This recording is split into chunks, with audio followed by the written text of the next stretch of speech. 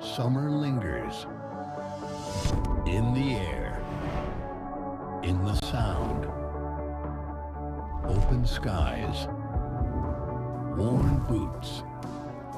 One more night before it's gone. Gulls summer send-off.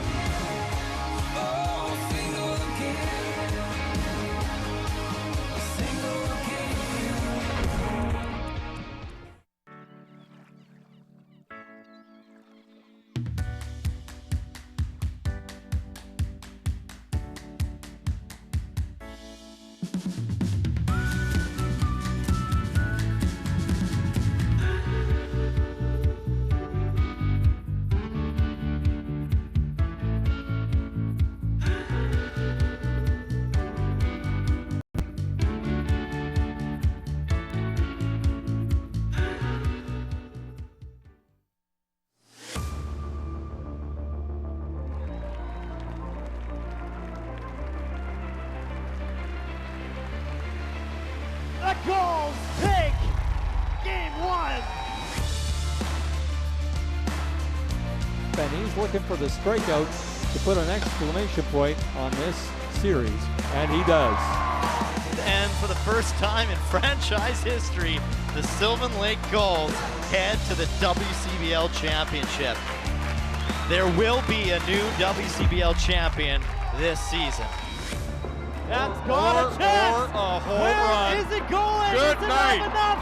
Yes, it does. Marcus Abelhosen with the walk-off homer. The Sylvan Lake Gulls have got the dog off their back. They are headed to the WCBL championship final with an 8-4 win.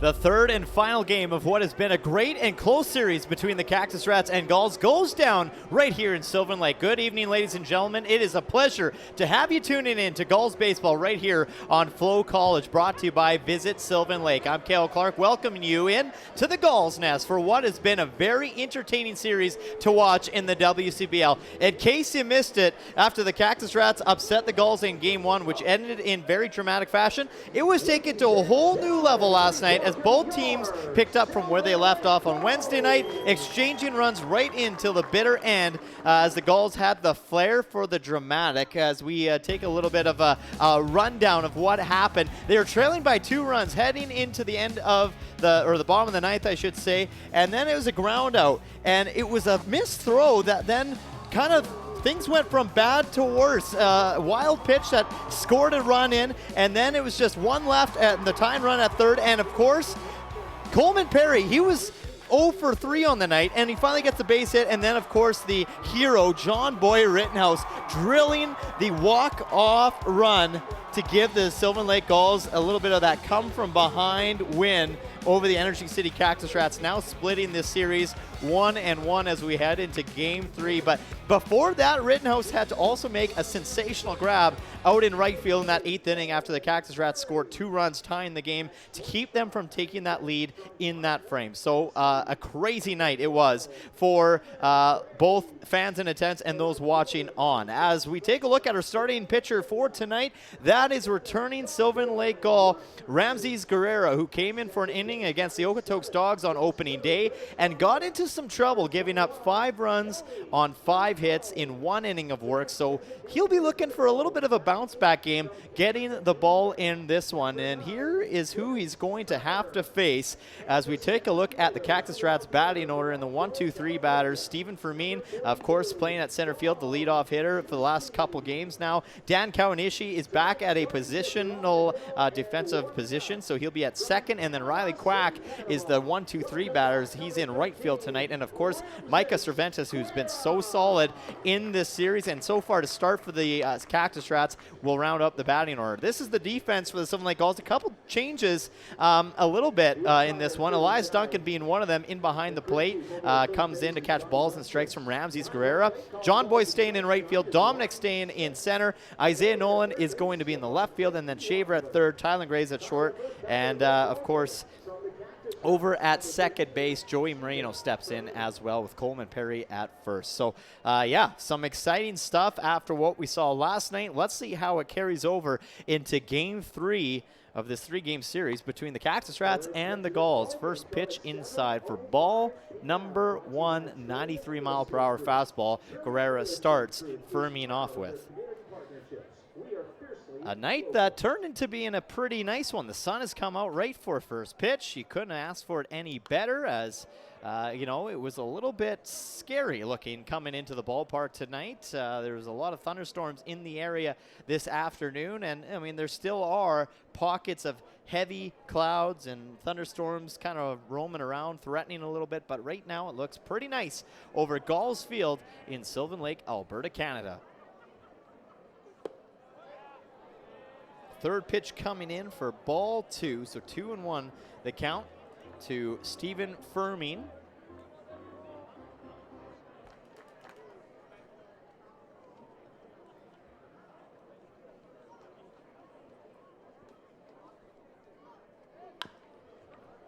That one fouled off for a strike. 2-2 the count. That brings it to even. Well, Energy City, you know, they have been a really good team this year to start off the season, giving Sylvan Lake everything they can really handle. I mean, they're being led in a big way with the bats and defense from, you know, guys like Micah Cervantes going 5 for 8 in this series alone. Dan Kawanishi, of course, has had a big impact in this series as well. And, you know, really all up and down the order. Riley Quack has had some good at-bats as well. So, you know, all these guys have been contributing on any given night. And Stephen Fermin, you know, the center fielder, has had to make some big catches defensively as well out at center field and left field. If you remember in Game 1, he took one right off the fence, and he lines this right up the middle for a base hit to lead things off, as it's a little bit of deja vu for Sylvan Lake, as this is what the Energy City Cactus Rats have done now the last 2 nights in a row. They hit balls right back where they came from, up the gut, and that lands for a base hit pretty much every time. It's a tough play for Sylvan Lake to defend on. So a good position hit there by Fermin gets things going in a big way for Energy City. So they had a great start on Wednesday night, a slower start last night, and they're off to a pretty solid start so far this evening early on.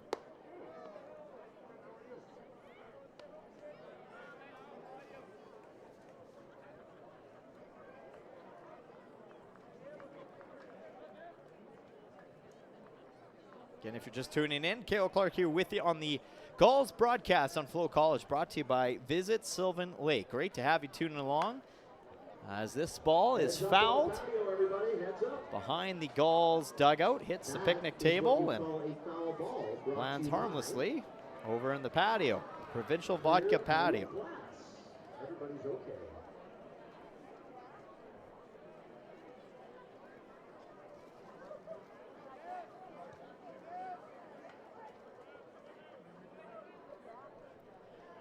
Ramses Guerrero will check over at first, and Fermin getting back in time. There's the first throw back to first.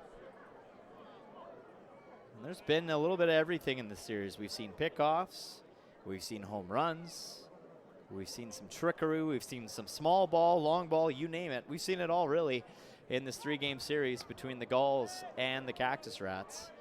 Ramses Guerrero really keeping Fermin in check over at first. And that's another thing that Energy City has done really, you know, well in, is the base running. Aggressive base running, you know, manufacturing runs, getting guys in position to really try to take advantage. And this one is hit pretty hard to right center field, but settling underneath of it is Dom Giusti, who gets there in time for out number 1. And a great play there by the center fielder early in this game to get himself involved. Dom Giusti with the bright cleats out at center field. And we'll talk about him in just a little bit when they come to the batting order for the Sylvan Lake Gulls, because there's been a little bit of some changes with the way the batting order shapes up for the Gulls, and I'm excited to kind of talk to you about it. This will bring up Riley Quack, the right fielder for Energy City. One away just got underway here in Sylvan Lake, Alberta, between the Energy City Cactus Rats and the Sylvan Lake Gulls. Great to have you tuning in. It's a pleasure as always. We thank all fans, whether you're Energy City fans, Gulls fans, or just baseball fans in general watching on. Thanks for tuning in.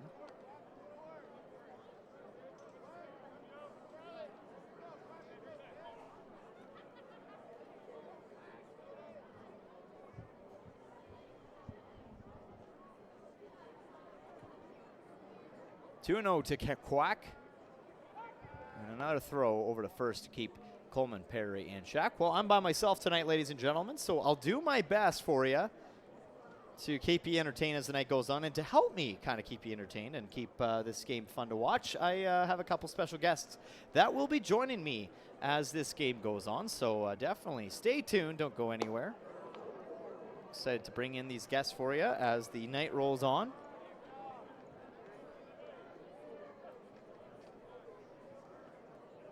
So 3-0 the count to Quack. Ramses Guerrero, as I mentioned, had that one inning in Okotoks and gave up 5 hits, 5 runs. And he finds the strike zone there with a 92-mile-per-hour pitch. Have to work himself back into the count as he takes a little bit of a peek over at Jordan Blondell. And you wonder if he's in his head about maybe making sure that they don't send the runner, and Steven Fermin.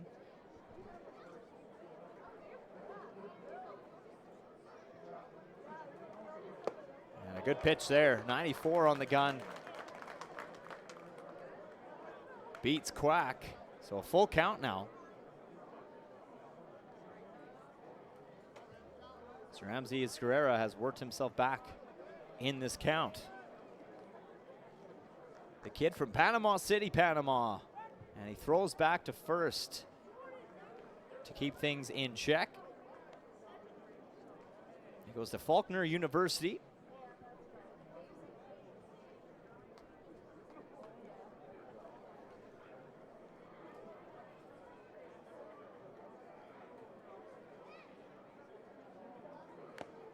That's just tipped off to stay alive for Quack at the plate. Ramses Guerrero, one of those guys, you know, he definitely takes his time on the mound. We've seen different styles from different pitchers, of course. Some guys like to just release that ball as soon as they get it. Some guys really like to take their time, read the play, make sure, and that's what kind of Guerrero's style is a little bit of a slower delivery, but this is popped up in the air high. It'll stay just shallow left field, and coming all the way over is Tylen Graves to make the catch as he calls everybody off. And a good catch at that as well for out number 2. As Tylen Graves comes quite a ways from his shortstop position, but he has a beat on it all the way and makes the safe grab. So he shares some smiles with his infielders. I think they're probably all giving it to him, saying, hey man, you went a long way for that ball. That'll bring up David Simmons, the first baseman for Energy City. Simmons from Vancouver, BC, University of British Columbia product. Or sorry, I was reading Oscar Moy's profile. Sometimes these rosters are a little close together. My apologies to Simmons. He's from Atlanta, Georgia. And he goes to Campbell University. Sometimes that's what happens when you got polarized sunglasses on. You don't necessarily read things great. I apologize. 2-0 the count to Simmons. Still runner over at first, and this is off the fists, and it'll land in for a base hit and get out to the right field very slowly because things are still very wet out there. So, you know, not only was that soft contact on the ball, but that allowed the runner from first to get all the way over to third, and Steven Fermin. As you take a look at this, yeah, it's kind of right off the fists, but because the field is so wet and so soft, that ball doesn't really roll a whole lot. So John Boy Rittenhouse had to come in a long way to get to that ball before making a play, and of course that allowed Fermin to get all the way over to third, but a good base hit for Simmons to keep this two-out rally alive for the Cactus Rats. That'll bring up Liam Kirsch, who was absolutely phenomenal at the plate last night and behind the plate as well for the Cactus Rats, comes in and he will be the DH this evening. This is what Energy City does a really good job of. They send a pretty good number of batters to the plate on any given inning. There's not a lot of 3-ups, 3-downs with these kind of players, and you send another, start this game with 5 batters going to the plate for now. And Ramses Guerrero's been kind of falling behind in the order quickly on most of the batters.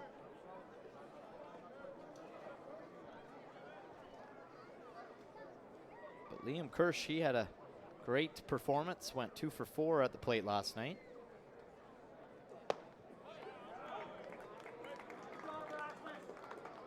And Ramses finds the strike zone.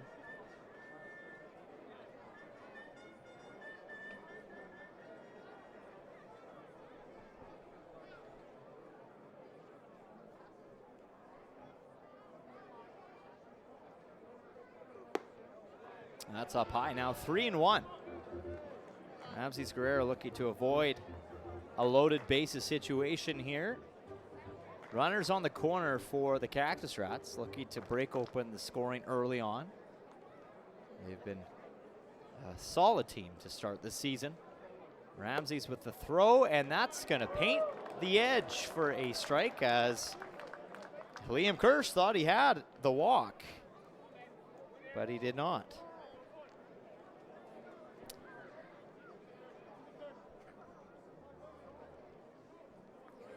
Get to the umpires in the next inning. We'll tell you who all is there. Ramses delivers on the full count. And that's fought off by Kirsch. Foul behind everybody.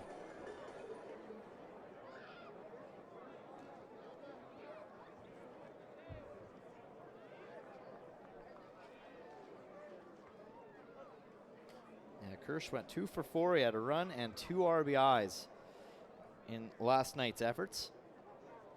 Full count, and it's a called strike. Ramses Guerrero gets out of this inning with no runs scored. We'll be back at the bottom of the first when we come back.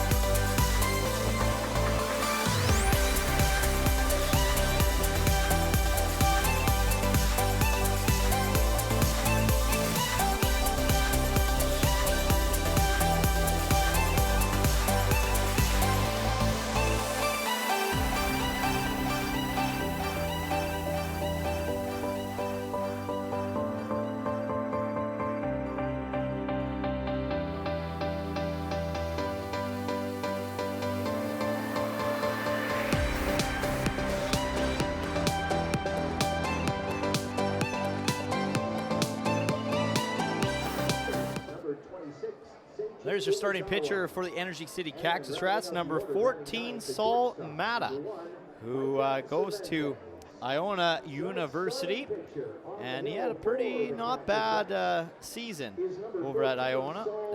2026, he had 1 save, 19 innings pitched, gave up 32 hits, 24 earned runs, and he had 16 strikeouts in school.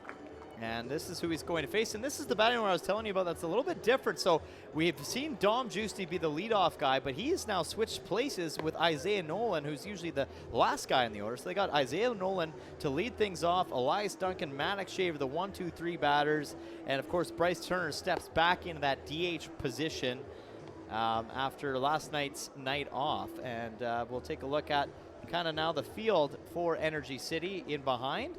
And this is what you're looking at in the outfield. Hiraku Akeda in left field, Stephen Fermin at center, Riley Quack at right, Seiji Umazawa, Micah Cervantes, Dan Kawanishi, and Daniel Simmons on the infield. Of course, Angel Cartagena does a good job to come back into the lineup here tonight after a night off last night. Cartagena, you know, he had a really good night at the plate and defensively even in Wednesday night's opening round or opening game between these two clubs. So Isaiah Nolan in a unique, different situation, being the leadoff hitter.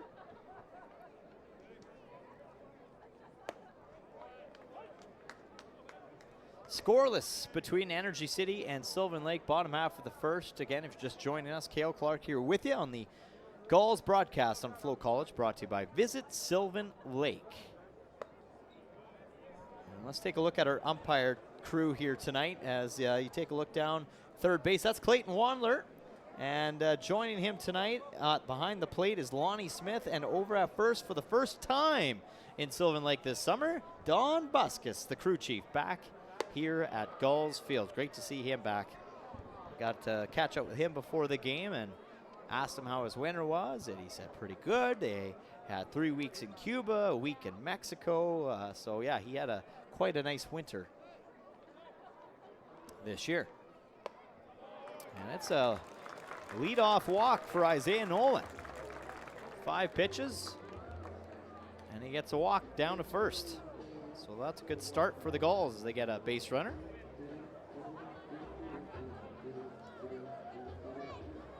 And back in the lineup tonight is Eli Duncan.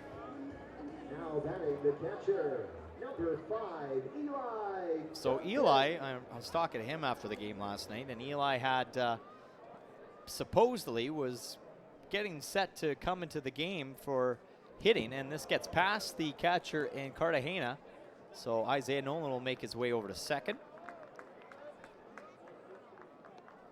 But yeah, Duncan, I mean, before John Boy Rittenhouse walked things off, Duncan said, yeah, I was getting loose. I was getting my helmet on. I had my gloves on. I was ready to come into this game in case, you know, John Boy just got on base, and turns out that he was not needed, which I'm sure he was happy with at the end of the day. A team win is a good win for everyone, but he was excited to hopefully come into that tight situation game with the nail biter and the dramatic finish that the Gulls ended up pulling off. What a night it was for everybody here in attendance. Everybody got their money's worth, that is for sure. It had a little bit of everything. So Duncan quickly up in the count, 2-0. So far, 6 balls thrown by this pitcher in Saul Mata, but he finds the strike zone there.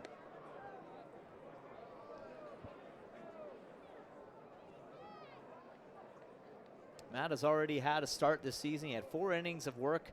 He gave up 2 hits, but no runs. And 5 strikeouts in his first start. And he has Duncan swinging on that one. 2-2. First runner in scoring position for the Gulls, and Isaiah Nolan over at second now.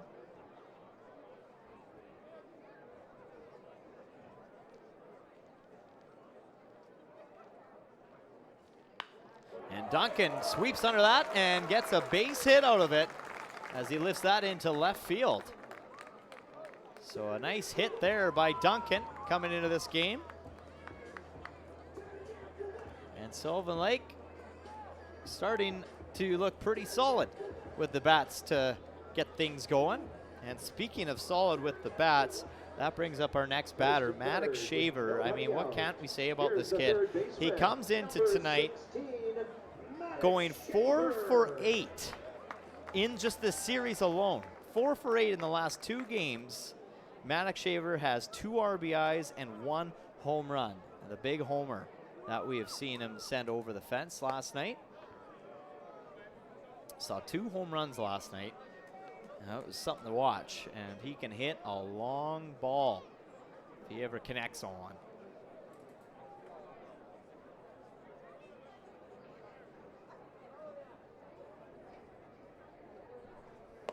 That one a little outside for ball 2.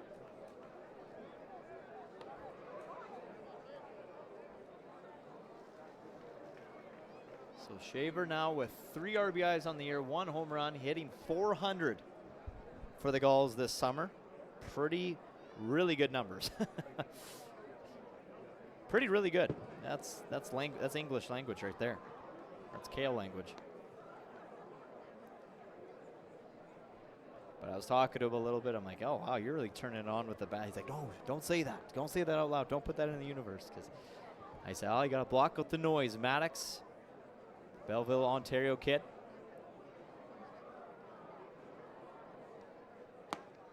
Takes a pretty good cut at that one. Evens the count 2-2.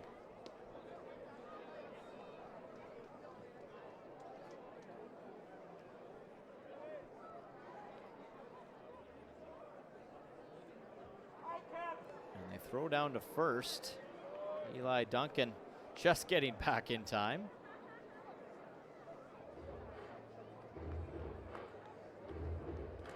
Runners on the corner, just like it was for the Cactus Rats. The only difference is there is still 0 outs on the board. Shaver at the dish, and they're sending the runner, and Shaver hits it with the hit and run on the go, and that will score in the first run of this game and send the next runner to third. A well-executed hit and run there by the Sylvan Lake Gulls, and Maddox Shaver just continues to impress. As he lifts this into shallow right field, Isaiah Nolan comes in to score, and Elias Duncan makes his way over to third. Now batting the first baseman, number 30, Coleman Perry. And Coleman Perry now comes in, and Perry was clutch Coleman last night. He was 0 for 3 at the dish, and then when he needed to, as they send the throw down to second, and this time Energy City has seen that play one enough. As Stan Kawanishi holds that, cuts that throw off, and isn't even worried about the guy going to second. He was more worried about keeping Elias Duncan over at third. So now we have a successful stolen base by Maddox Shaver. And 2 runners in scoring position will prompt a little meeting to the mound for Saul Matta.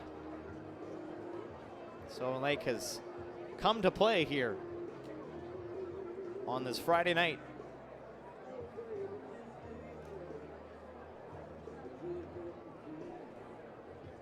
But yeah, Coleman Perry, as I was mentioning, was clutch. He was 0 for 3, and then he drilled a single through the gap of left field, and that was exactly what Sylvan Lake needed, because it tied the game up in the bottom of the 9th inning with 2 outs facing Perry. He gave everybody a sigh of relief to tie that game up, and then, of course, the walk-off in that same inning with 2 outs. It was a 2-out rally for the Gulls that got the job done last night. So Coleman from American Fork, Utah. Even on one of the nights that we've seen him have more of an off night at the plate, he still managed to find a way to make an impact. And that just tells you what kind of player this kid is at the plate.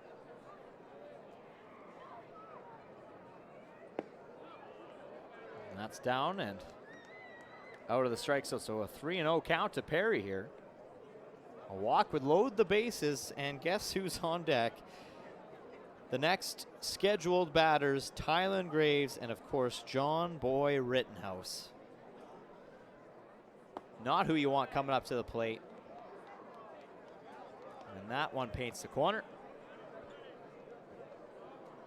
But some dangerous batters on deck right now for Sylvan Lake. Already up 1-0, 0 away, 2 hits for both teams. And a big cut there by Coleman. Missing. Full count.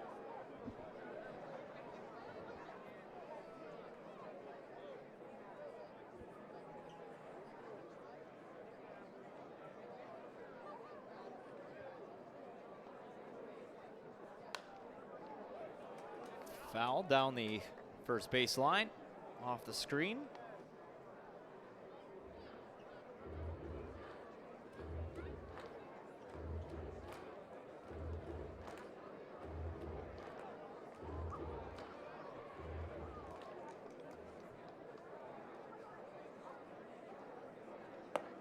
That pitch missing up high. So a good at bat for Coleman Perry. Great patience. Will take the walk. And that will load the bases with 0 away. Tylen Graves licking his chops right now, coming up to the plate. And here's another guy that has had a huge impact, not only in the series, but in the season for the Sylvan Lake Gulls. In the series alone, he's gone 3 for 8, 2 RBIs, and the 1 home run. A heavy bat from Tylen Graves, the shortstop for Sylvan Lake. Bases loaded. And he takes the first pitch swinging to foul that off. Now this is just where you don't want to get too greedy. You know there's 0 outs. You still got to be waiting for the right pitch. You want to, have a little bit of patience here. Make sure. And that just missing. Down low. Good try there by Cartagena to frame that pitch, but not getting the call from Lonnie Smith, the home plate umpire. 1-1.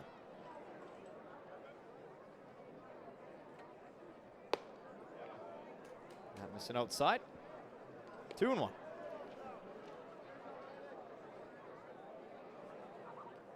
Tylen Graves from Tennessee. It's the Southwest Tennessee Community College. Bartlett, Tennessee is where he hails from. Takes a good cut at that. A good pitch by Mata. Now evens the count, 2-2.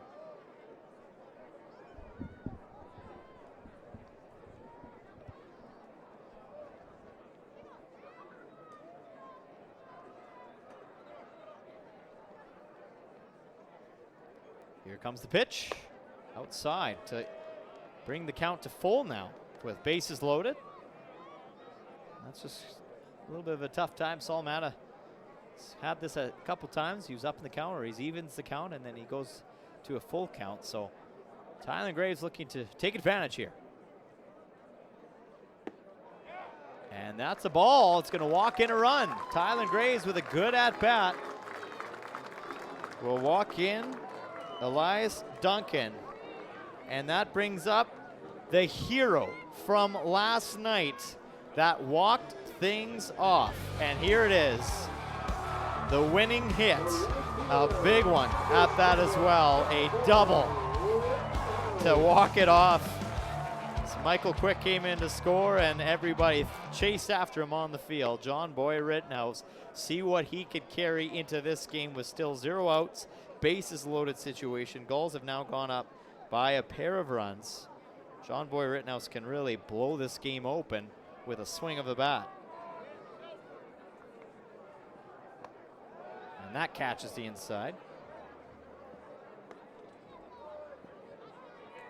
So Energy City finding themselves a little bit of a hole early on. As we take a look towards the dugout, now they're starting to get a pitcher loose in the bullpen.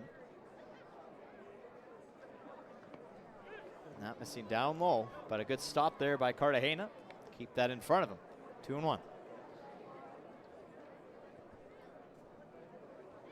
And John Boy also making the catch of the year last night in that 8th inning. That's something that really shut the momentum down of Energy City in that 8th inning. They tied the game up with 2 runs in that inning. And John Boy cuts over top of that, sending it foul down the third baseline.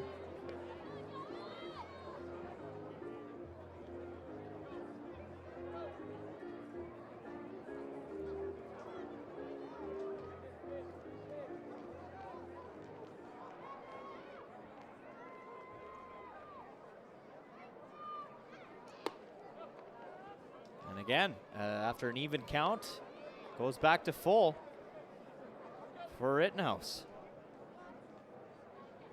Looks like they're warming up a pitcher already, and that's number 17, Eli Parsons, getting loose for Energy City. There he is there on your screen.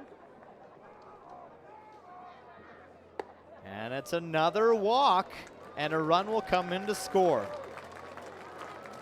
So a good take there by Rittenhouse. And Maddox Shaver now crosses the plate for the 3rd run of the game. And I will think this is the night for Saul Mata, an early night for him at that, starting on the mound. as he just can't seem to find the strike zone and retire any batters early on in this game, and that will do it for Matta. An unfortunate start for him, so we'll bring in our first new pitcher of the ball game. Still in the bottom of the first, Gulls lead at 3-0. We'll be back with more of the first when we come back on Gulls Baseball.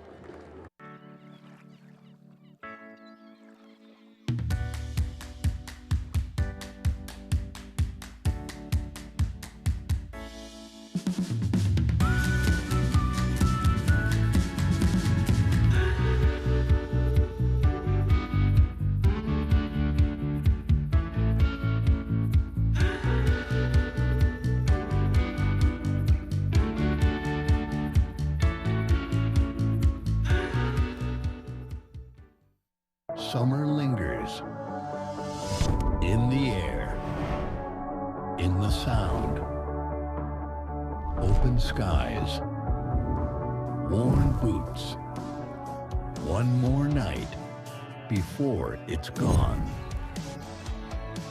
Gulls summer send-off.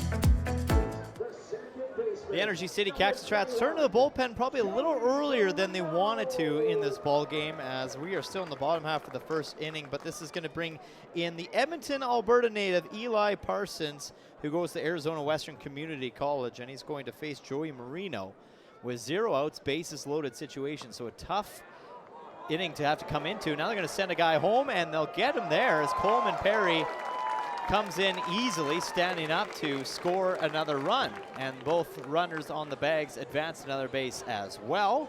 So an unfortunate situation there as the catcher, Angel Cartagena, has that one hop away from him. Tried to make the play back to the pitcher, but not in time. So Perry with a heads up base running there comes in to score.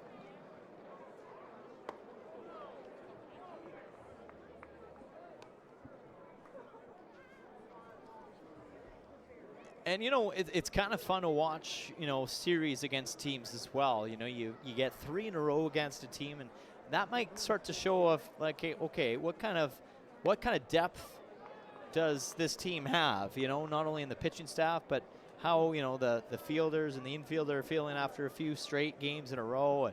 But definitely it's a big test to the pitching staff as well. And you might start to see where Edmonton's kind of, or Energy City, I should say, sorry, is maybe starting to kind of get to that fatigue moment right now with the pitchers and the arms, and they threw a lot of good arms at the Gulls in those first 2 games.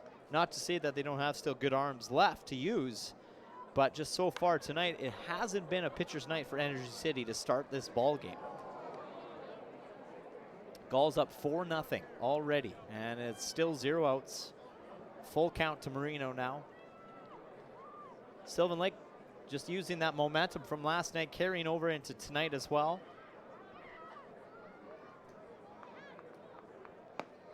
And it's another walk.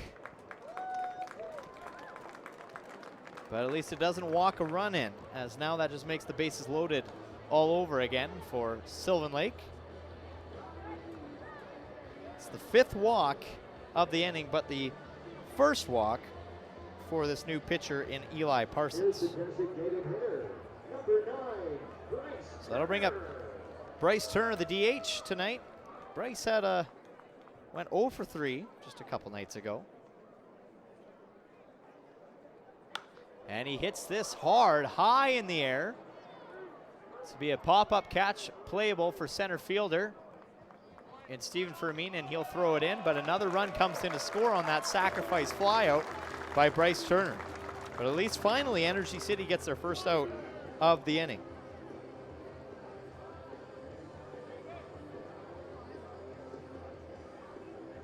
So we see our 9th batter of this first inning, and the Gulls are going to bat around the order to start this game.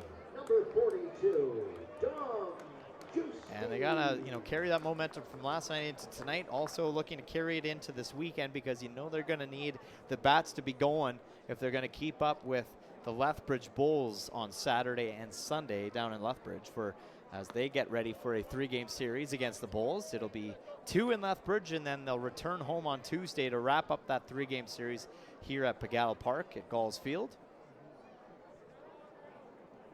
So Dom Juicy, the number 9 hitter, something that he's not used to yet this year. And he tips that back to the screen. 1-1. The Elk Grove, California kid goes to Whitworth University.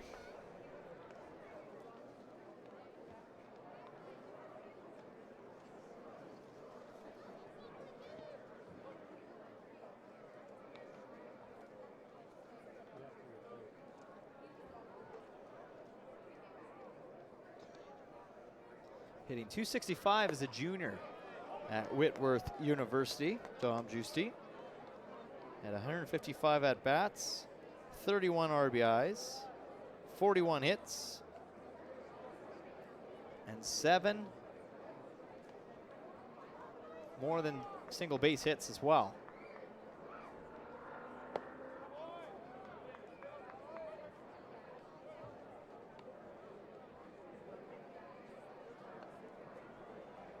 So an even count to Juicy.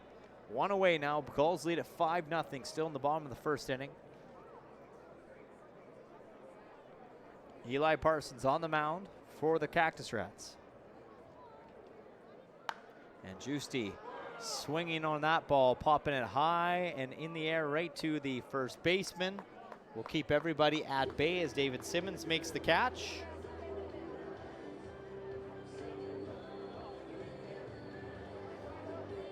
And we'll go back to the top of the batting order for the second time this inning. Isaiah Nolan comes back to the plate. Left fielder, number 8, Isaiah Nolan.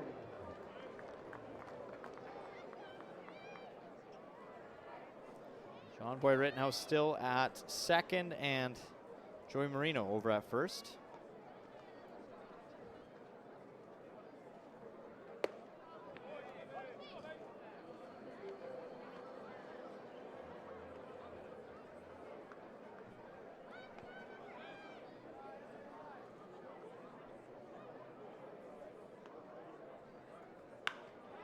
This is grounded right to the shortstop. A flip over to second in time for out number 3 to finally put an end to this first inning, but not before the Sylvan Lake Gulls got on the bats early, and this was an RBI single from Maddox Shaver, and then a sacrifice flyout by Bryce Turner to drive in run number 5. We'll be back with the top of 2. For more than 40 years, we've been there, helping Canadians find the extra space they need to grow and to create new memories. Sentinel Storage. Buy Canadian, store Canadian. For over a century, we've been more than just lawyers. We're your neighbors, your friends, and your strongest advocates. With 15 locations across the prairies, we're everywhere you are. Stringham, your local lawyers. Have you ever wondered if there's one thing that connects people from across our province? Something that connects the coffee shop to the spray park, or the brewery to the rodeo, the campground to the sports field. It's pretty amazing when you think about how it's all connected, because it truly is, and it's all we think about, so you don't have to.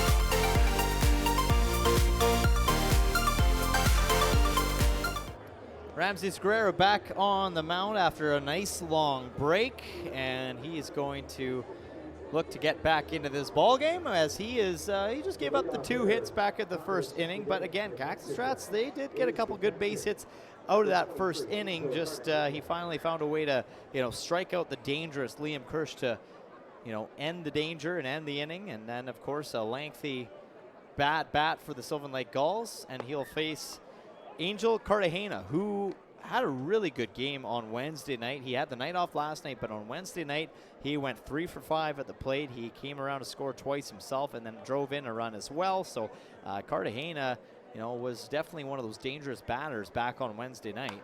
And he hits this ball pretty well into right field. It's sailing all the way back, and it's caught by guess who? John Boy Rittenhouse. That glove just staying hot from where it left off last night, as he had to kind of catch that one over the left shoulder. That wasn't an easy play, as it kind of got up in the air, and that wind kind of might have helped just keep taking it all the way back to the track. And a great grab there by John Boy. Man, is he ever showing off in these last couple games. So great defensive play in the outfield there. And that'll bring up the flashy Hiraku Ikeda, who's got the nice neon gloves. Orange bat. It's looking good, matching that uniform quite well. Had a good chat with the coaching staff of the Cactus Rats, and that beams them. It's Ramses Guerrero with a 93 mile per hour gets Hiraku Ikeda right on the hip, and that looked like it hurt. He's going to trot down to first. Ouch. But as I was mentioning, I was talking with the coaching staff of these jerseys, and it's just such a good luck with Energy City's uniforms. And not a good luck when you get beamed, though, that's for sure. That looked like it hurt. Ouch, and a 93 mile per hour fastball, too. Like, I can't even imagine how these guys fight those off. How they can just walk it off like that. I would be probably needing a stretcher to come get me off the field. That hurts watching. Seiji Umezawa now will come up to bat for the first time tonight.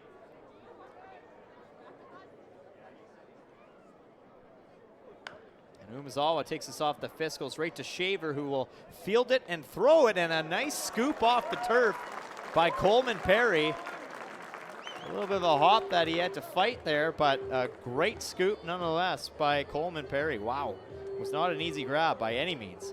For out number 2 is it's kind of one of those plays that you had to be quick from Maddox Shaver on the run, and he didn't quite maybe get that to where he wanted it to be, but he gets bailed out by his first baseman.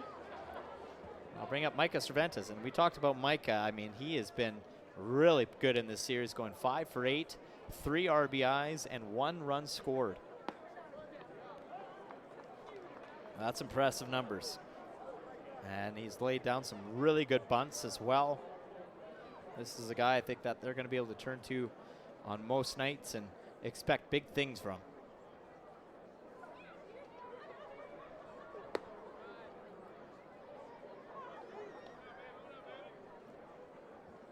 One and one to Cervantes, the shortstop for the Cactus Rats. Base runner now over at second as Hiraku Ikeda made his way over on that last play. And that catch is the corner, 1 and 2.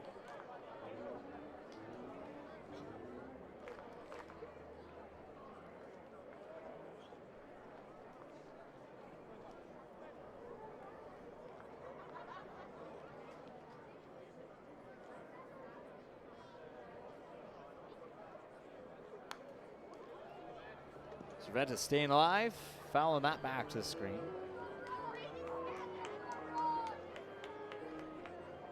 And why not? Let's take a look also at Cervantes' numbers. I mean, he's 500 on the season coming into tonight's game. Like, not only is he 5 for 8 in this series, he's 500 on the year. That's really good numbers early on to start with Energy City. And that takes a hopper. So Ramses Guerrero doesn't quite get what he wanted on that pitch. That was a really good, they call it ball. That's a good ball in cricket. That'd be a really good one. I think they call it a ball in cricket. I could be wrong. Or a bowl. I'm so bad. I shouldn't even be guessing these things. 2-2. Ramses Guerrero. The ball swung on right to Tylen Graves. He scoops up, makes the throw, and it's in time for out number 3 as the Sylvan Lake Gulls give up no hits in that inning. 1 base runner on and no runs scored. They have a 5-0 lead heading into the bottom of the second. The live sports experience is changing. Teams and facilities are under pressure to provide online and in-venue entertainment. IKS Live has the right team to deliver. We provide service across North America and produce the best fan experience, in the seats or streaming to you.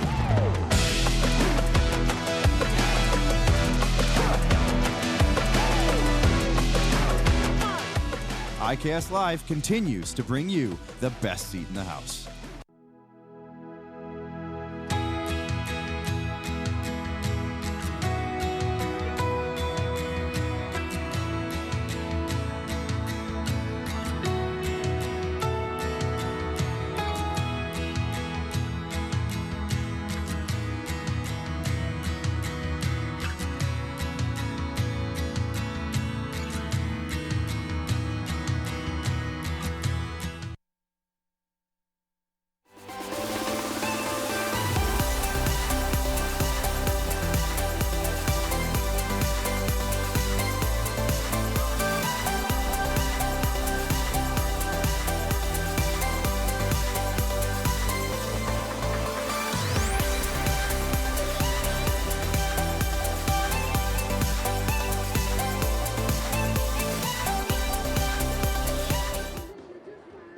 Great shot of our fan base here in Sylvan Lake, Alberta, Canada. I mean, it's somebody with a firefighter helmet on and that picnic table. I don't know what kind of bet that guy lost. I don't know what you're wearing that for. Maybe in case a foul ball comes over and you're not paying attention. I mean, really, it's actually a smart move by that guy. Heads up play by him and the crew there. But no, it looks like a great night to take in some baseball here on a Friday night to kickstart the weekend. Maybe not the warmest night. Definitely guys are layered up in some hoodies and jackets and things like that. But at least the sun's out and at least it's not pouring rain right now. Definitely some clouds kind of looming around right now. We're crossing our fingers, find some wood to knock on and hope that it stays away so that we can get a complete 9 in here in Sylvan Lake. We've had enough rain over the last several days, and of course because of all that rain, it's cooled things down a little bit, and so we're hoping things will heat up in just a little bit. But this weekend it's not supposed to really get all that warm in Alberta.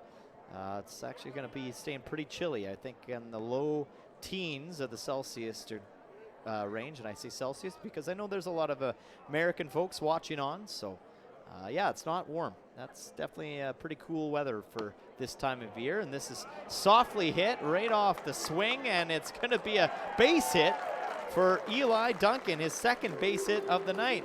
Not something that you drew up, but it worked for him as it was very, very soft contact on that swing. And we'll take a look at it. Basically an unintentional bunt here on a full swing. Went not very far, just down the third baseline, and it worked. He's on base. So they'll bring up Maddox Shaver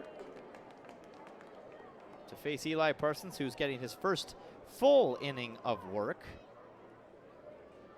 since coming in the first. And then they're sending Eli Duncan to second, and he's safe just. Wow.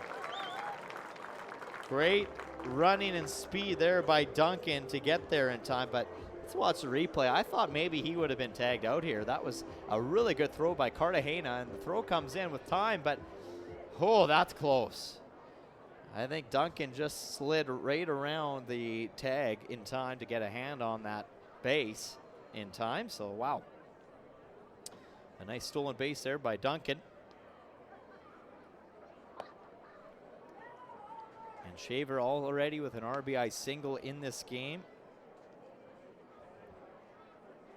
Picks up from, well, where he is started this season as a Sylvan Lake Gull.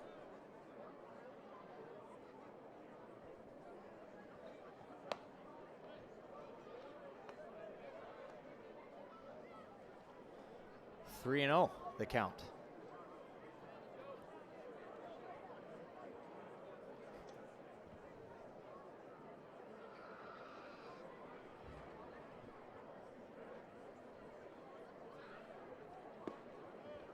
coming inside.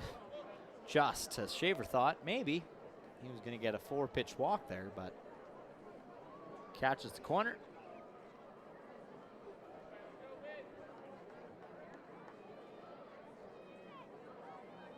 Cactus Rats, you know, last night they got a lot of those calls on the outside corner, and you could see that they're trying to attack that outside zone, but it's just not working for them tonight. They've been missing the strike zone away from the batter on a number of times, and that misses again away from the batter for another walk. But that's only the second walk that Eli Parsons has given up since coming into this game. He did a good job when he did come in. He put out a few batters. Yeah, there was some, you know, obviously bases loaded situations, so Turner with a sacrifice flyout did drive in another run. However, he did retire the remaining batters after that. Coleman Perry at the plate, first baseman.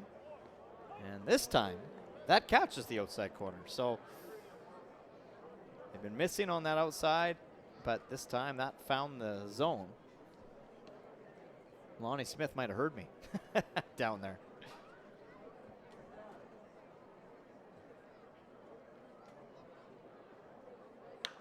And Perry sends this into right center field, and it's going to drop for a base hit. They're waving him home. Eli Duncan getting on his horse, and he'll come in to slide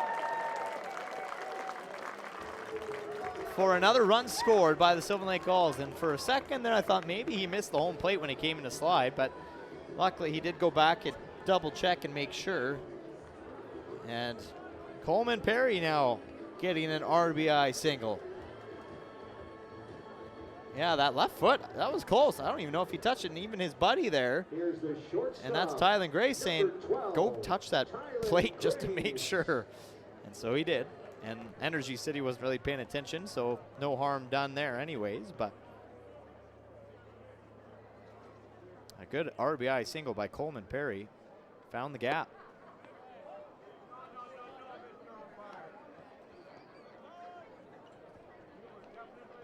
So Tylen Graves back at the plate, had an RBI, well, a walk that led in a run in.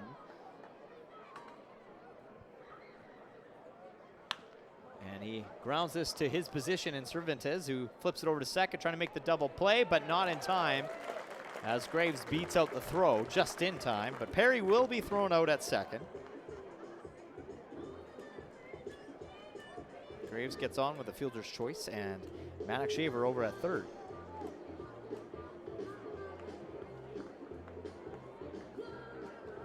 Runners on the corner for John Boy Rittenhouse. One away. The right fielder, number 7, John Boy Rittenhouse. John Boy from Scottsville, Virginia, goes to the University of the Cumberlands, and we will get some stats from him on his college numbers here in just a moment.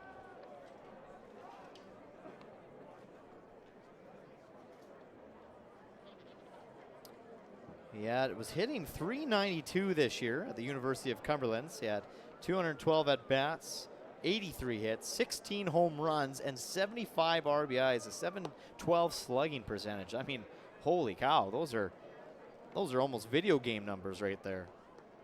That's some good stuff there, as he had a really good year over at the University of Cumberlands. And I mean, clearly he's picking up from where he left off, because he's starting quite solid for the Gulls this summer, and he hits this hard. This is going to center field all the way back, and it's off the wall. Wow, that had a lot of heat behind it, and he drives in 2 runs. A 2 RBI double for John Boy.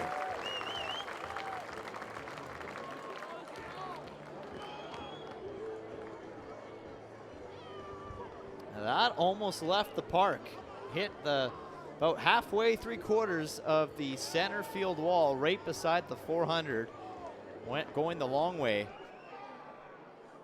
And John Boy's bat continues to stay hot as well. So another meeting on the mound here for Jordan Blundell and the Energy City Cactus Rats. And the Gulls are quickly up to an 8-0 lead, as that will do it for the night on Eli Parsons. And they'll bring in another pitcher as that bullpen is like a rotating door right now early on in this game, and we'll see another pitching change for Energy City. When we come back, you're watching Gulls baseball on FloCollege.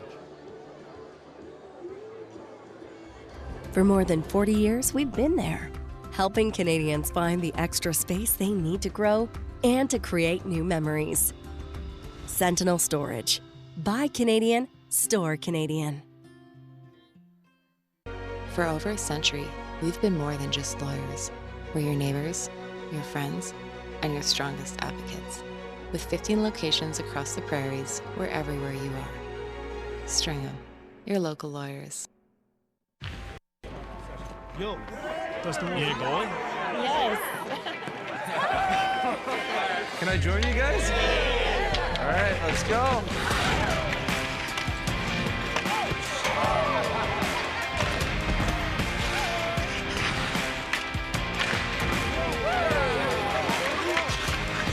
Whether it's on the ice or on our app, always play for the fun of the game. Gamble responsibly with Play Alberta.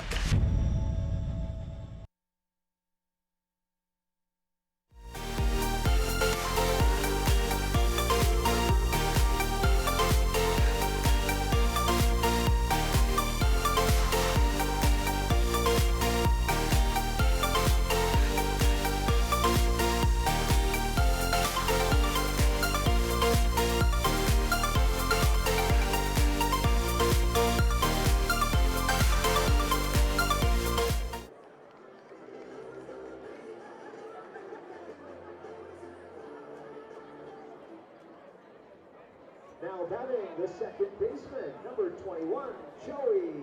Welcome back to Gulls baseball. We continue things off here in the bottom of the second inning. The Gulls now up 8-0 over the Energy City Cactus Rats. An absolute explosive start by Sylvan Lake, and a little bit of some issues and problems that the Energy City Cactus Rats have ran into here early on in this one. They bring in now number 25, the affiliate, Tavin Anderson, coming into this game now. As Anderson from Camrose, Alberta, so not far from here. And Tavin from Camrose, Alberta will look to hope to keep things at bay and kind of slow the bleeding here that has quickly turned into a pretty heavy stream of hitting and plays by the Gulls offense. Joey Marino at the plate now. 3-0 the count to Marino, as Anderson now also struggling to find the strike zone since coming in. 3 first pitches, balls. And that hops in the turf for ball 4. And a stolen base as well by John Boy Rittenhouse to get over to third. So runners on the corner now. And it's 1 away still for Energy City as we take a look at the screen, the field, and yeah, it's starting to get a little dark again. Clouds have rolled in a bit. The sun has gone under some pretty big clouds, so things are going to cool down a little bit here for the weather. And Energy City obviously hoping things cool down on the Sylvan Lake Gulls offense here, as Bryce Turner, that gets past everybody and actually hits Turner at the plate. That will load the bases. Oh my, things are just going from bad to worse for Energy City here. And I believe Tavin Anderson is yet to find a strike zone.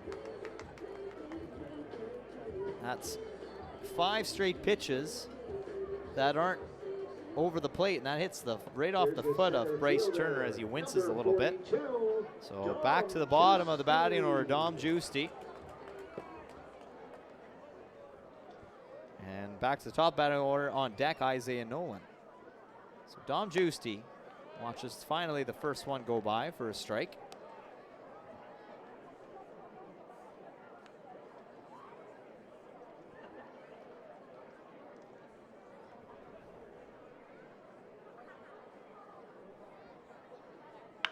And Giusti lines this to the third baseman. They're going to try to turn the double play here, and that is exactly what they're going to do to get out of this inning. A huge double play after Giusti lines it right to Seiji Umezawa, and he doesn't miss these very often. A great scoop, quick throw, and they turn the double play just like that to end this inning. The Gulls, though, score 3 more runs and now up 8-0 heading into the third.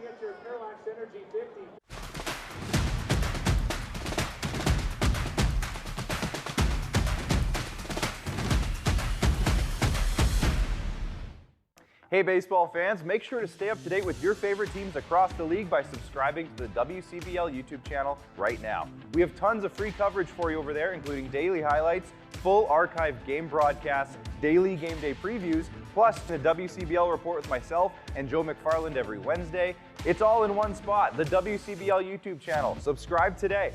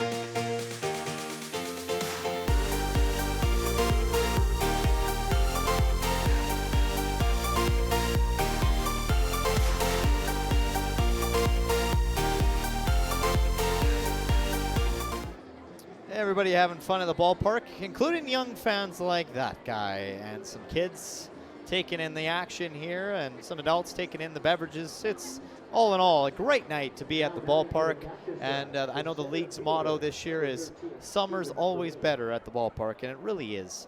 I mean, my goodness, what a great facility we are lucky to have here in central Alberta, Canada.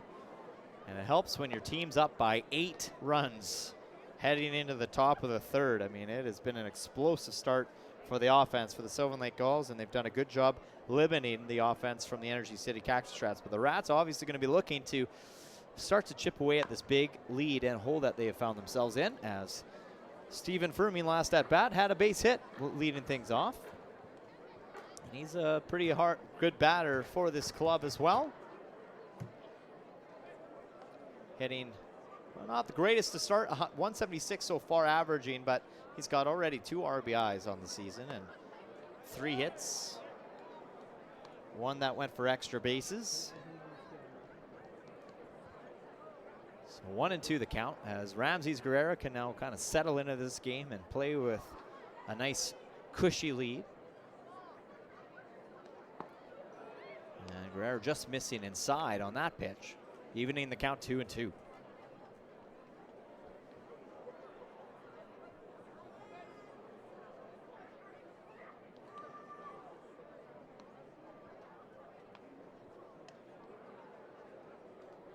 Ball swung on and hit well into the gap of left center field, and that will be the 2nd consecutive base hit for Stephen Fermin. And that's what Energy City needs right about now. Good cut on that ball that lifts over the head of the shortstop of Tylen Graves. That'll bring up Dan Kawanishi. And then, of course, Riley Quack will be on deck.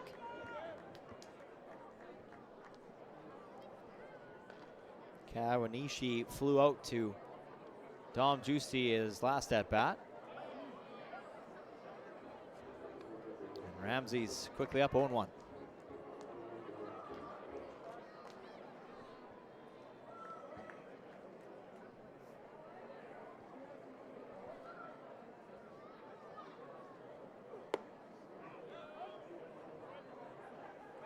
Painting the corner there, 0-2.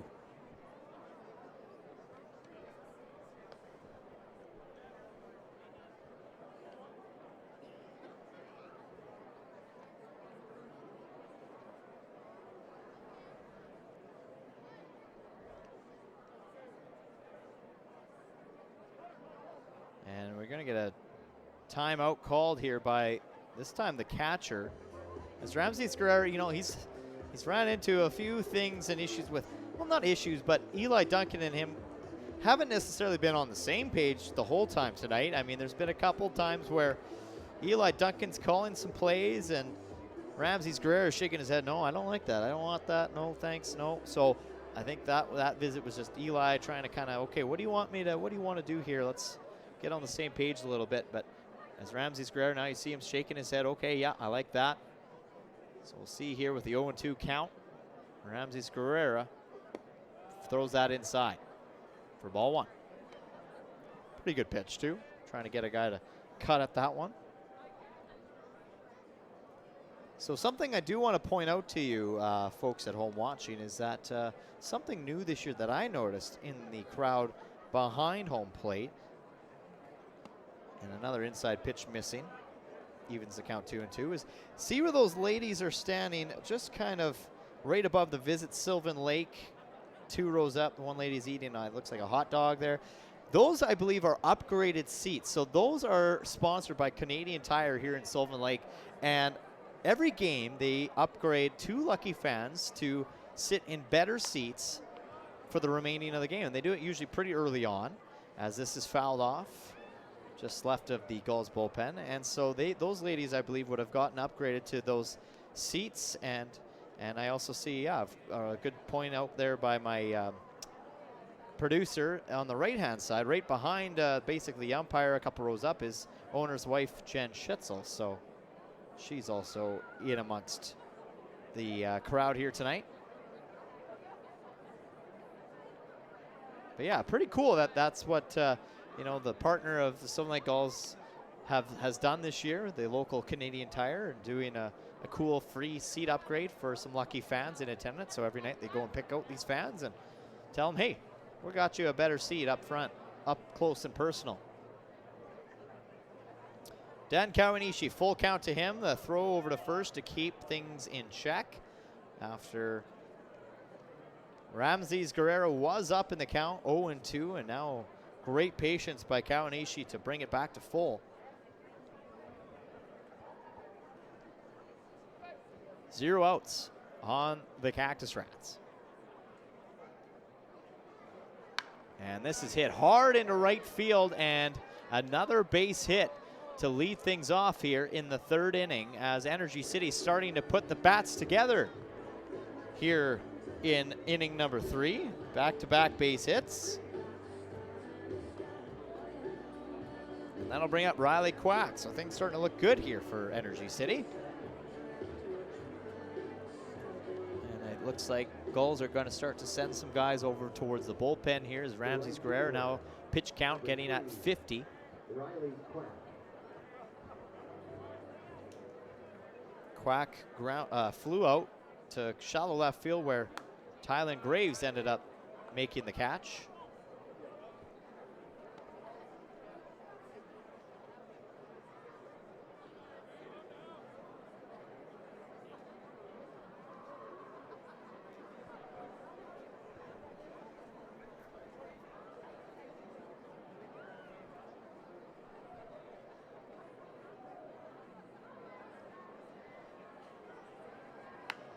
And this ball swung on, and it's going to be lifted, a blooper into the no man's land. Tylen Graves has to go back after it, and he'll throw it in. But another base hit, 3 base hits for Energy City as they start to have Ramses Guerrero figured out. And bases loaded with 0 away, and the batting continues to heat up, and no matter what point of the game it is, it could be an 8-0 lead, it could be a 15-0 lead. I don't think you can count out the Energy City Cactus Rats at any given moment. So don't go anywhere, folks. It's just starting to get started here, I have a feeling. David Simmons at the plate now. Ramses Guerrero finding himself in a little bit of a hole now, as he's going to see how he can claw himself out of. And Energy City starting to look, just hoping to chip away at this lead. They've been relentless in the last 2 nights and meetings between these 2 clubs. And this is fouled down the 3rd baseline. Good hands by Jordan Blundell, the head coach for Energy City, throwing that ball into the dugout. I don't know if anybody was ready for that, but someone caught it. In fact, looking down at the dugout, one of the players like, oh, he just threw that. Nobody was really paying attention, but we made the catch anyways. 0-2 to Simmons. And Guerrera missing outside. So you see Guerrera obviously gets up in the count. And then that third pitch, he's always trying to test the waters a little bit on getting a batter to chase after it. Last at bat, he threw on the inside. This one he throws away. Might be just because he's a righty. He likes to throw more to the left side of the plate. And he throws it inside, and it's a base hit, and it's going to be 2 runs scored here for Energy City as Rittenhouse bobbles it for a moment, and just like that, the Cactus Rats are now finally on the board. Some good at-bats. Simmons drives that just past Coleman Perry.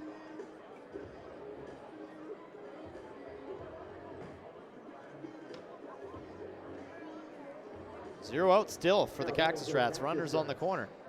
The designated hitter, number 22. As Riley Quack has made his way all the way over to third. And this will bring up the DH, Liam Kirsch, who was very dangerous last night. He's the only strikeout on the night for Ramses Guerrera. No panic looking to sit in just yet with the Gulls. So they're hoping to get out of this jam.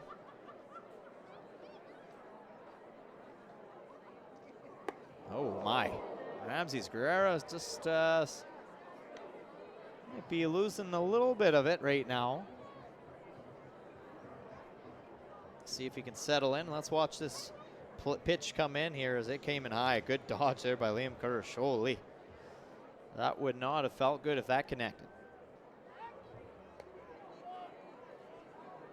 Guerrera with a throw over at first. It's a pretty gutsy play, knowing that you got a runner over at third. Riley Quack. If that throw gets past Coleman Perry, there's another run scored for Energy City. So you got to be very careful when you're throwing over to first to check the guy with runners at the corner. And Guerrera quickly down 3-0.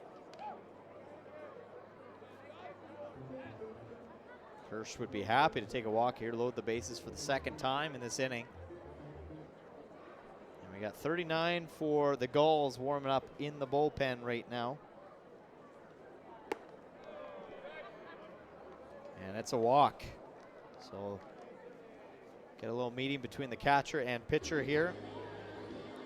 Slow things down. Trent Chavez is meanwhile getting loose in the bullpen as Matt Haight will come out to visit the mound now.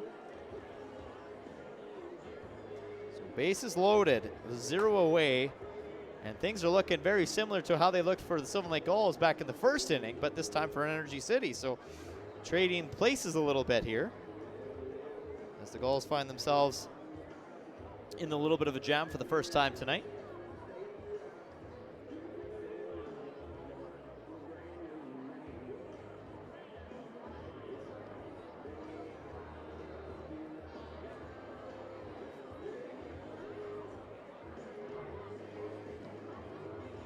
Nice long visit here. As Matt Haight got a real nice long visit out of that. Giving his pitcher in the bullpen some time to warm up. He's looking that way right now, trying to make eye contact with Chavez, who's about to throw another warm-up pitch here. And still kind of just holding off. But in the meantime, that'll bring up Angel Cartagena. Flew out to the right fielder last at bat.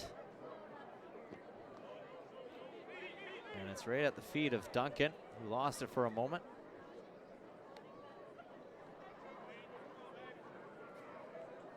Some long innings here to start this game. My goodness, we're only in the top half of the third inning, and it has been an hour and 20 minutes. Wow, we are on base for a long one here tonight if things continue.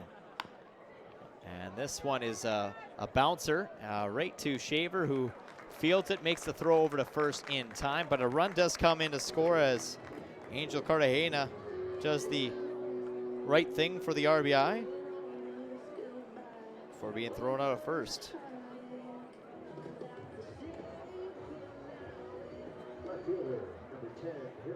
The double play was just not quite there. The hopper kind of fooled him a little bit, and that allowed Cartagena to drive in another run.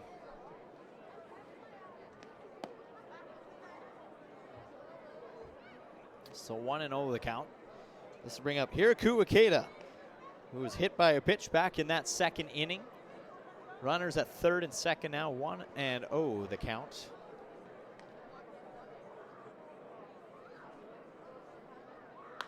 And this is fouled down the line. Well, we in the broadcast booth, we have a special guest joining us, just stepping in for a little bit of time. Ladies and gentlemen, this is Reese Usselman joining me here in the booth with the new look. No locks, the short, nice, clean cut. Reese, thanks for joining us, buddy. Yeah, of course, thanks. It's great to see you. How are you doing? Great, man. I mean, finally getting out, playing some ball. You know, the weather's holding up, so not many complaints on my end. I love it, and a great start from your team here tonight. 8-3 now. I mean, Cactus Rat's starting to kind of chip away a little bit at this lead as Ramses Guerrero, a pitcher that you've come to know over the last year or so, as this popped right up to Coleman Perry making a good catch in foul territory for out number 2.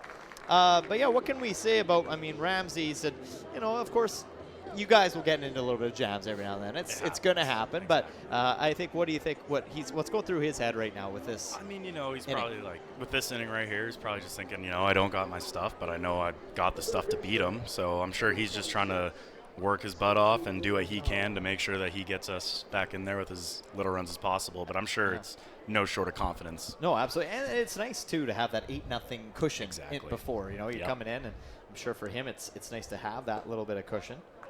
That's a good pitch. Yeah, that is a great pitch, 0-1 now to this bringing up Seiji Umezawa. Runners at third and second. Getting a little dark out there, Reese. I'm not sure what's going to happen here, buddy. It's not looking good. These clouds came out of nowhere, and it's getting pretty dark right now over Gulls Field. I was just commenting on that. I was watching the game, and I look up, and it's like, oh, man, there it is. That explains why you came into the broadcast. Yeah, I was like, you know, if it's going to rain, let's get up here nice and warm. Absolutely. I don't blame you. We got a little furnace there. If we need to turn it on, we get a little chilly. We can always turn that bad boy on. Setup. Right? We're pretty lucky up here, aren't we? I know. I know. You guys kind of go to war every day on the field, and we just sit up here in a nice, warm, cozy booth. I'm not going to lie, though. On those 20-some degree days, I wish I could be out there because sometimes this is like a hot box in the summer. So it's got its advantages. It's got its disadvantages, you know. Again, Reese Usselman joining us here in the broadcast booth. Great to have him back from Langley, BC, going to Hutchinson Community College. And, you know, what was your season like with Hutchinson? I mean, you put some pretty good numbers up this year. Yeah, it was good. It was good. You know, pitched a little bit. Team was very dominant this year. We had a lot of young talent, which was very helpful. Nice. And then our returners did a really good job stepping up and being leaders. So good. Yeah, I mean, personally and as a team, we just had a lot of success, and it was a really fun group of guys to play with.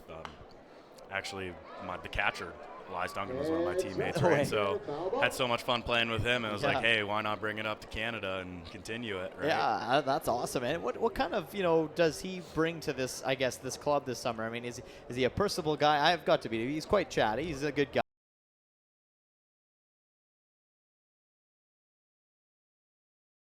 He's a guy that's going to help you with your game and everything, whether it's mentally, physically. Like, he's a guy that you can go and talk to if you're having any problems, and then just isn't afraid to. This is hit hard. Seiji Umezawa just sent this over the wall, and Energy City, just like that, back in this ball game. That's why we score runs, right? That's why you score runs. A 3-run shot over the left field wall, left in a hurry, and it's now only a 2-run ball game. Good swing right there. Holy. Energy City's pumped up right now, and as they should be. They were down 8-0, and now it's an 8-6 ball game. Don't see that often. No, you sure don't. Really wow. That was a well-hit ball from Umezawa. So, like I said, in this league, and you've been here before, Reese, I mean, you just can't count any team out on any given night, no matter what the score is. Obviously, lots of baseball to be played here tonight. Oh, yeah. Energy City plays you guys hard, too. What they can you always say about do. that? I feel like last year, that was always, you'd think the Dogs would be our hardest ball games, but it was the Cactus Rats for whatever reason. Yeah. Like, They just don't like losing to the Gulls. No, they you know play what? We some need of their that. best ball. Yeah, and that's what makes it kind of fun, competitive nature. Exactly. They play some of their best ball, I find. Yeah, absolutely, against Sylvan Lake. 100. And you know what? It'll be really good to have this series before going into Lethbridge. You know, really competitive team. Yeah. So. He nailed it right on the head there. This will be really good for us. Real good tests going into that. Were you listening to the broadcast earlier? Because I swear that's kind of Really? how I've been preaching in the last few days. Is that's Lethbridge is going to be a tough team. It and is. I think I mean, that momentum from last night carrying into today, it's going to help carry into obviously on the weekend, right? And I mean, it was a good series last year against Lethbridge. We watched that. So. Oh yeah. And they got a lot of heavy bats coming back They this sure year. do, and they probably have some cold blood and a little chip on their shoulders. Yeah, so. exactly. It'll be 1 a fun and 2. weekend. Yeah, 1 and 2 to Micah Cervantes, who grounded out to Tylen Graves back in the second inning, and it is a close game now. 6 runs scored here in this top half of the third inning. Obviously, Matt Hape giving his pitcher a chance to get out of this inning. I would think maybe we'll see somebody maybe new coming in, Reese. It looked like we did have a number from him. Can you see who that is from here? Do you know? Let me see the delivery. That would be my other Hutch teammate, Jordan Clark. There you go. There you go. Wow. That's the other blue dragon right there. Don't even have to look at the Nope. bullpen camera. Don't even have to look at the roster. You just know that's your another teammate of yours, Jordan Clark. Exactly. What can you say about Jordan? Man, I'm excited to watch him pitch. He's a fiery guy, really competitive. He's a guy that wants to win, hates losing, and I'm really excited to see what he does. He as you can see, he cares. So yeah. But he's a really funny guy. He brings the energy on the field, and he keeps the energy high in the locker room as well. I love that. I'm really excited to see what he does in this ball game here. Oh, that's great. 2 and 2 the count, and Cervantes will foul this off down the first baseline. How did he get that? That was a good pitch. That was a good pitch. Yeah, he just got a piece of it. That's the thing. They don't like to strike out. I mean, yeah. Well, when things kind of get rolling too with the bats, it's sometimes hard to cool them down. You know what I mean? Contagious, man. Yeah, It it's that is. momentum, just contagious. That's it. And Cervantes, I mean, he's a heck of a batter. We were talking about it a little earlier. He's gone 5 for 8 in this series alone. Some really good bunts. You've seen those bunt singles that he laid down in the earlier on days in this game. But how about this? It is a strikeout to end this inning that, just came alive for Energy City, an inning that they needed, and now they're only down 2 runs heading to the bottom of the third, and it's an 8-6 Gulls lead. We'll be back with Reese when we come back.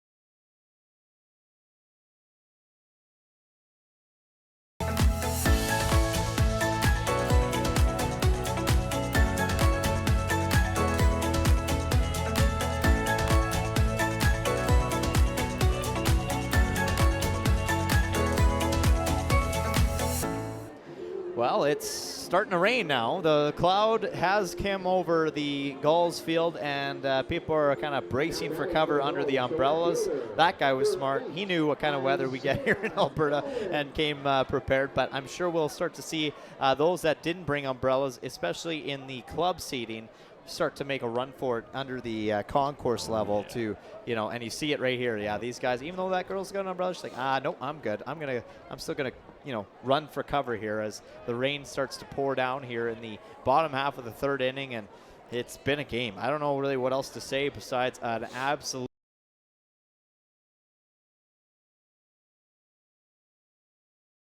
and then Energy City got some momentum going in the top half of that third inning, and they drove in 6 runs. Now only a 2-run game.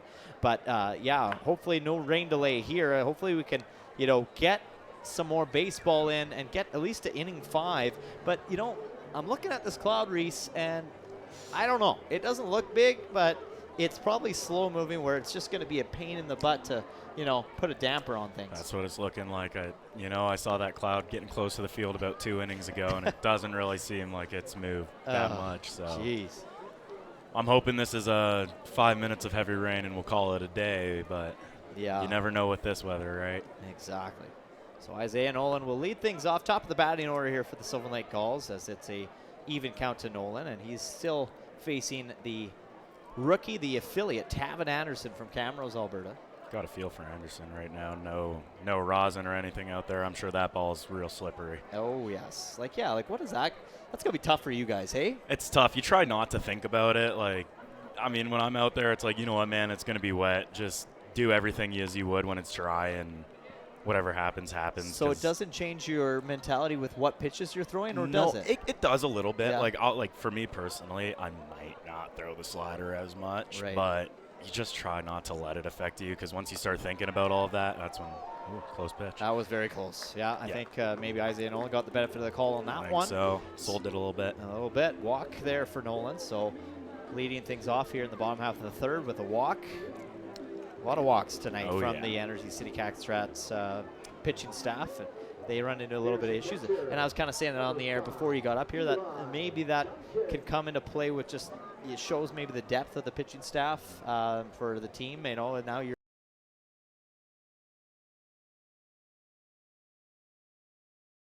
also probably with the Sylvan Lake Gulls, you're getting ready for the Lethbridge Bulls too. So Matt Hape and this coaching staff really have to do a good job and a smart detail to, who are we going to throw in for this last game of the series to kind of still make sure we got arms for Saturday. And I'll say Hape's done a really good job managing that. Oh, this has popped up back behind the plate, stays in the park, but a tough one for Angel Cartagena to kind of track down, especially when rain's falling directly in your face. You kind of get some rain in the eyes looking straight up in the air, but luckily that falls harmlessly for Elias Duncan.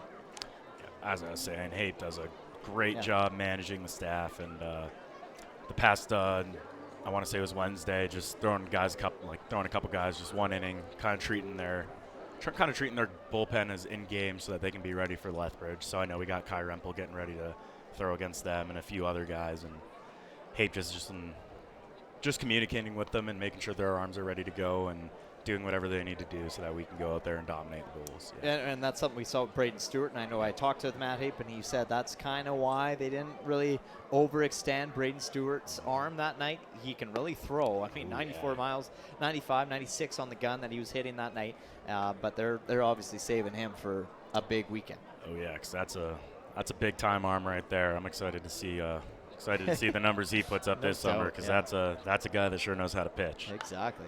Duncan pops it straight up yet again, this time more infield. This will stay in play, and it's going to be caught by Micah Cervantes. He's been good over there, man. He has. He's been making those plays, So out number 1 of the inning. You can see him rubbing that rain out of his eyes, though, after making the play. Oh, yeah, I believe it's coming down really good right now. It is. Yeah, you picked a good time to come. You picked a really good time to come up. And we're right in the middle of it. There's the radar on the Weather Network.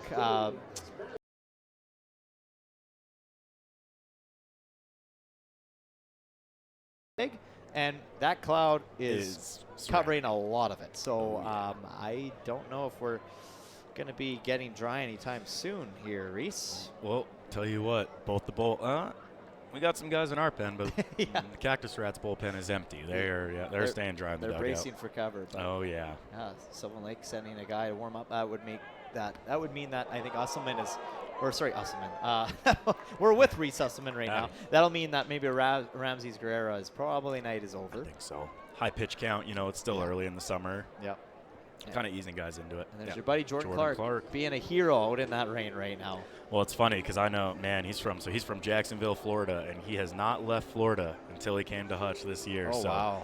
he is not used to any of the rain or the cold. Yeah, wake up call. Oh yeah. Yeah, that's culture shock. So it'll be exciting to see how he handles and it. you're a Canadian boy, so you handle this just fine. Especially being from Langley, BC. Gets quite a bit of rain over there. We get some rain, you know. Yeah. I like the rain. You know, it's calming and. You'd almost have to being from there. Yeah, exactly. This is lined over the third baseman's head. It'll be landing in for a base hit. My goodness, Maddox Shaver, like this guy can hit balls for He's a automatic. He is. I mean, I was just talking with Elias about it earlier today. Just, man, you know what? He hits. He just finds a way. And he hits it hard.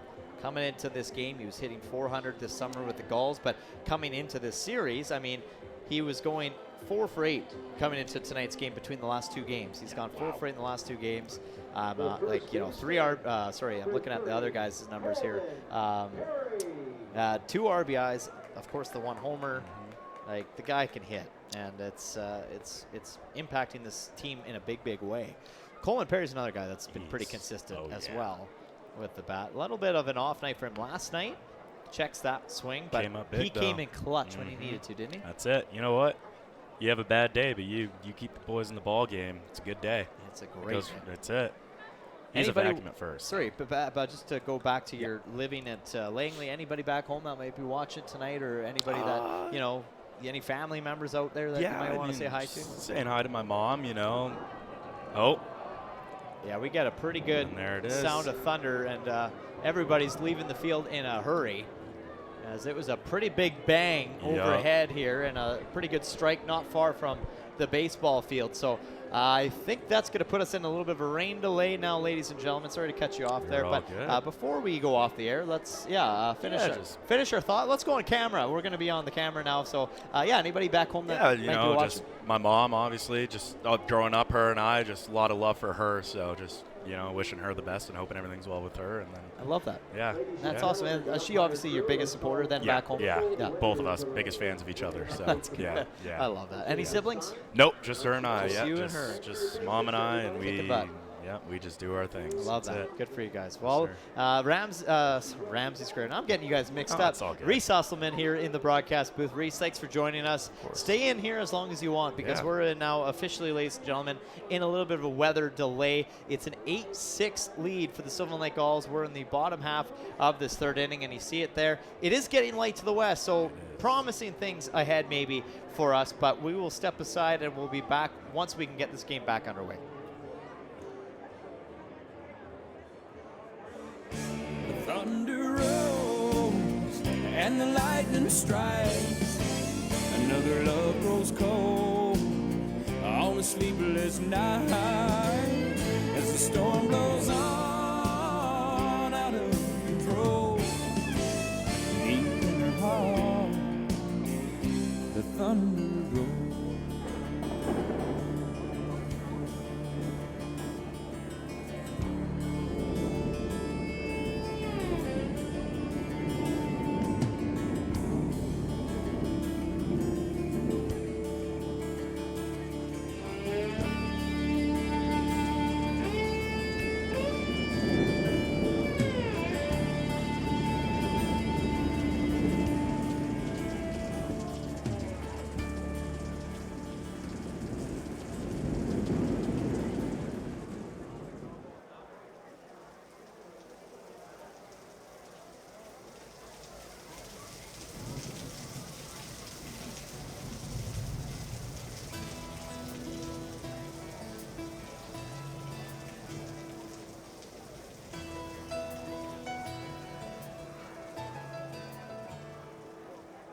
Never liked the rain till I walked through it with you. Every thundercloud that came was one more I might not get through. But on the darkest day there's always light, and now I see it too. But I never liked the rain till I walked through it with you. I hear it falling in the night, filling up my mind. All the heavens rivers come to light. I see it all unwind. I hear it talking through the trees and on the window pane. When I hear it, I just can't believe I never liked the rain.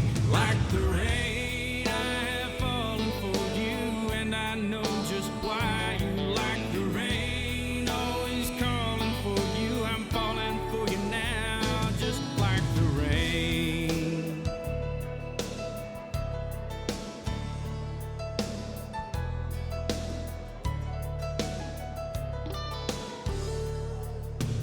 When the cloud is rolling over, thunder striking me, it's as bright as lightning, and I wonder why I couldn't see that it's always good, and when the flood is gone, we still remain. Guess I've known all along, I've just belonged here with you, falling like the rain. I have fallen for you, and I know just why you like the rain. Always calling for you, I'm falling for you now, just like the rain. I have fallen for you, I'm falling for you now, just like the rain.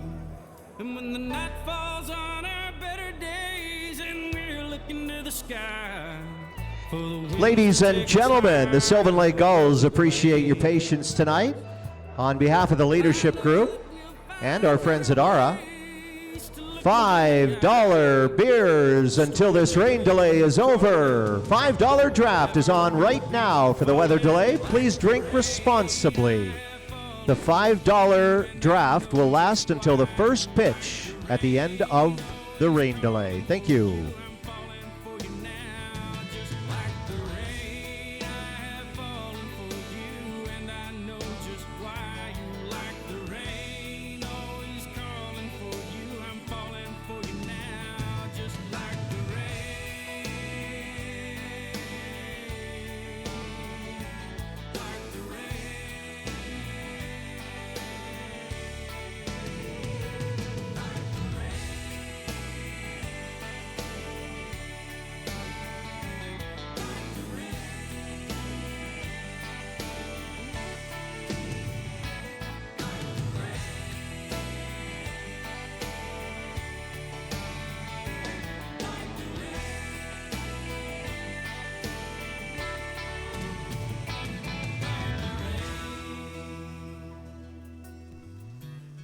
$5 draft right now until the end of the rain delay. That is on draft beer only. $5 draft until the first pitch.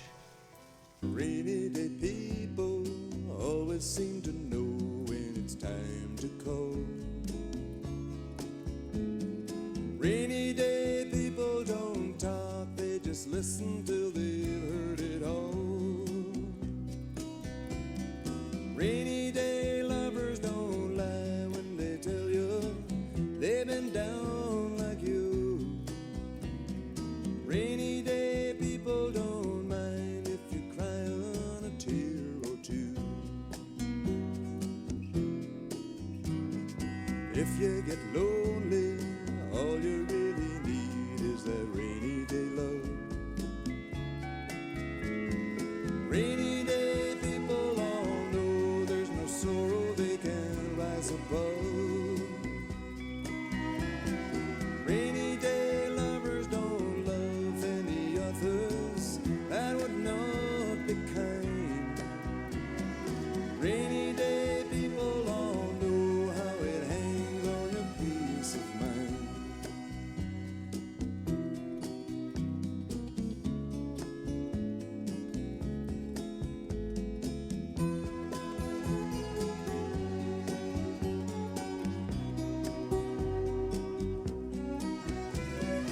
Rainy day lovers don't lie when they tell you they've been down there too.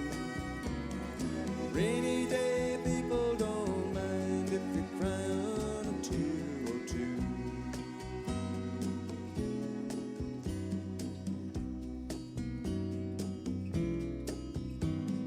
Rainy day people always seem to know when you're feeling blue. High stepping strutters who land in the gutter sometimes need one too.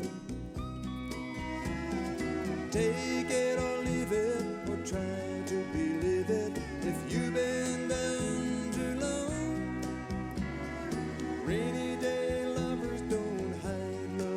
inside, they just pass it on.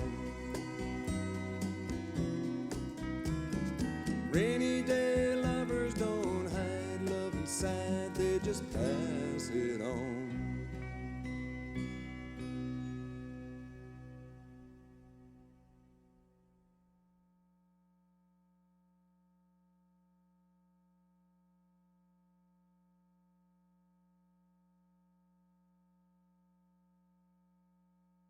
Till I feel your rain, feel it on my fingertips, hear it on the window pane. Your love's coming down like rain. Wash away my sorrow, take away my pain. Your love's coming down like rain. When you looked into my eyes and you said goodbye, could you see my tears? When I turned the other way, did you hear me say I'd wait for all the dark clouds bursting in the perfect sky?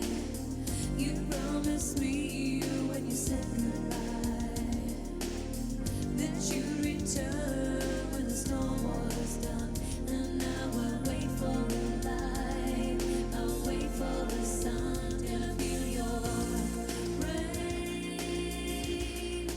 Feel it on my fingertips, hear it on the window pane. Your love's coming down like rain.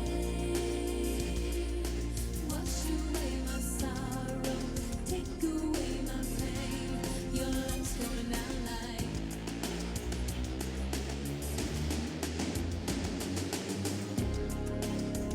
here comes the sun, here comes the sun, and I say, never go away.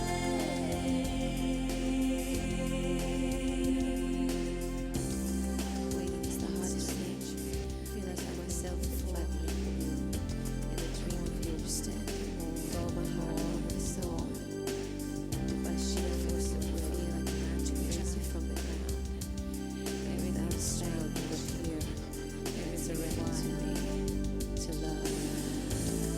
Rain is what the thunder rains for the first time. I can hear my heart sing. Call me a fool, but I know I'm not. I'm gonna stand out here on the mountain top till I feel your rain. I feel it, it's coming. Your love's coming down like rain. I feel it, it's coming. Your love's coming down like rain. Feel it on my fingertips, hear it on the window pane. Your love's coming down like rain. Wash away my sorrow, take away my pain. Your love's coming down like rain. I feel it, it's coming. Your love's coming down like rain. I feel it, it's coming. Your love's coming down like we stand on the mountaintop and wait to call my name.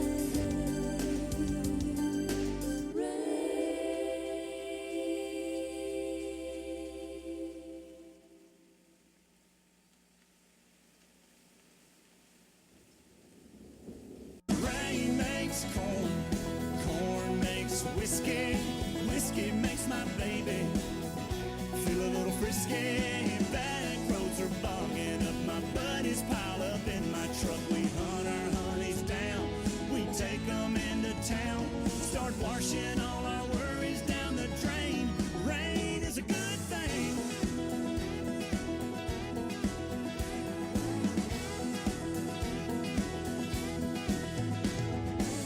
Ain't nothing like a kiss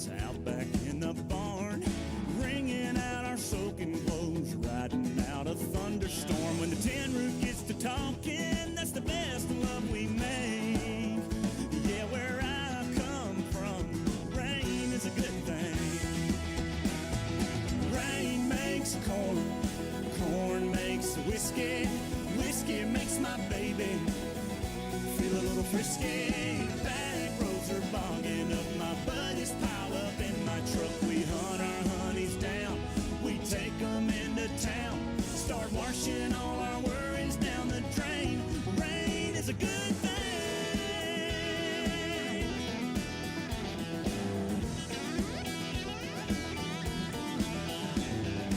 Farmer Johnson does a little dance. Crease on the rise, roll up your pants. Country girls, they wanna cuddle. Kids out playing in a big mud puddle. Rain makes corn.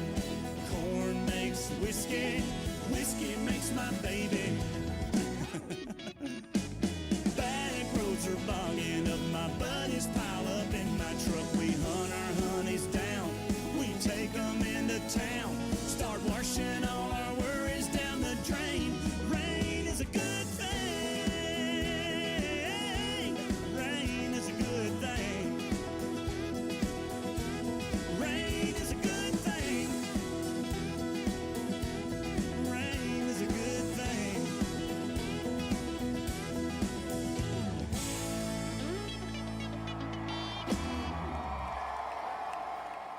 I'm no stranger to the rain. I can spot bad weather, and I'm good at finding shelter in a downpour. I've been sacrificed by brothers, crucified by lovers, but through it all I withstood the pain. I'm no stranger to the rain, but when I get that foggy feeling, what am I feeling now? If I don't keep my head, I may drown. But it's hard to keep believing I'll even come out even while the rain beats a hole in the ground. And tonight it's really coming down. I'm no stranger to the rain, but there'll always be tomorrow, and I'll beg, steal, or borrow a little sunshine. And I'll put this cloud behind me. That's how the man designed me, to ride the wind and dance a hurricane. I'm no stranger to the rain. Oh no, I'm no stranger to the rain.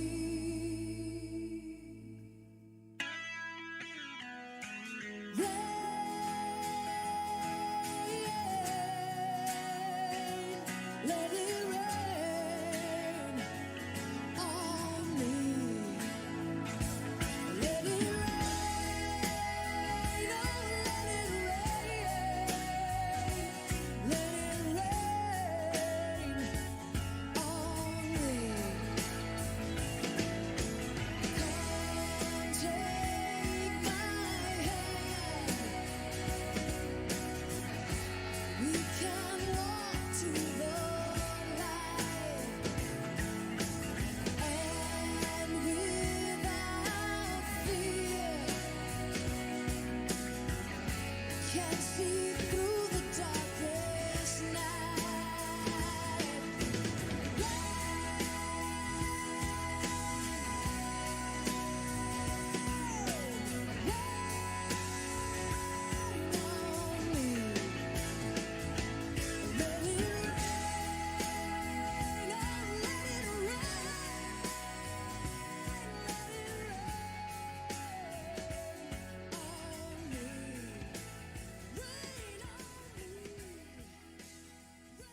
I saw her sitting in the rain, raindrops falling on her.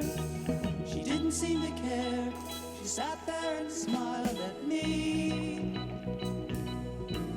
Then I knew she could make me happy. She could make me marry. Flowers in her hair.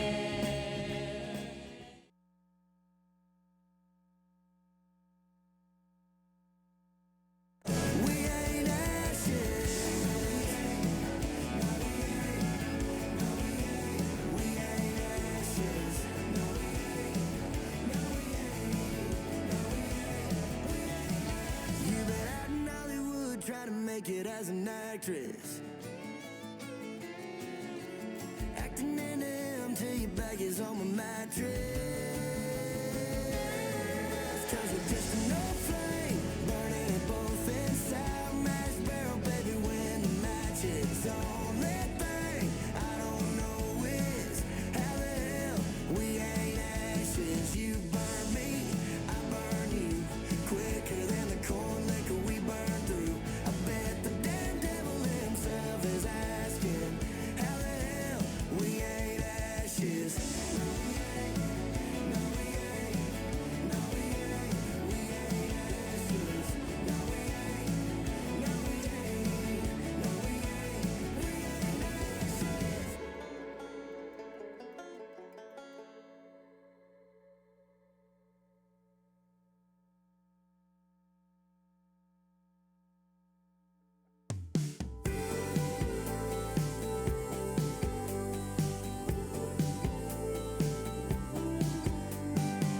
I can see me sitting in the back of a cop car, banging my head on a window. I can see me slamming that last car shot glass, losing everything in my billfold. Ooh, that's what I do when I'm drinking about you. So I don't wanna go downtown doing what we used to.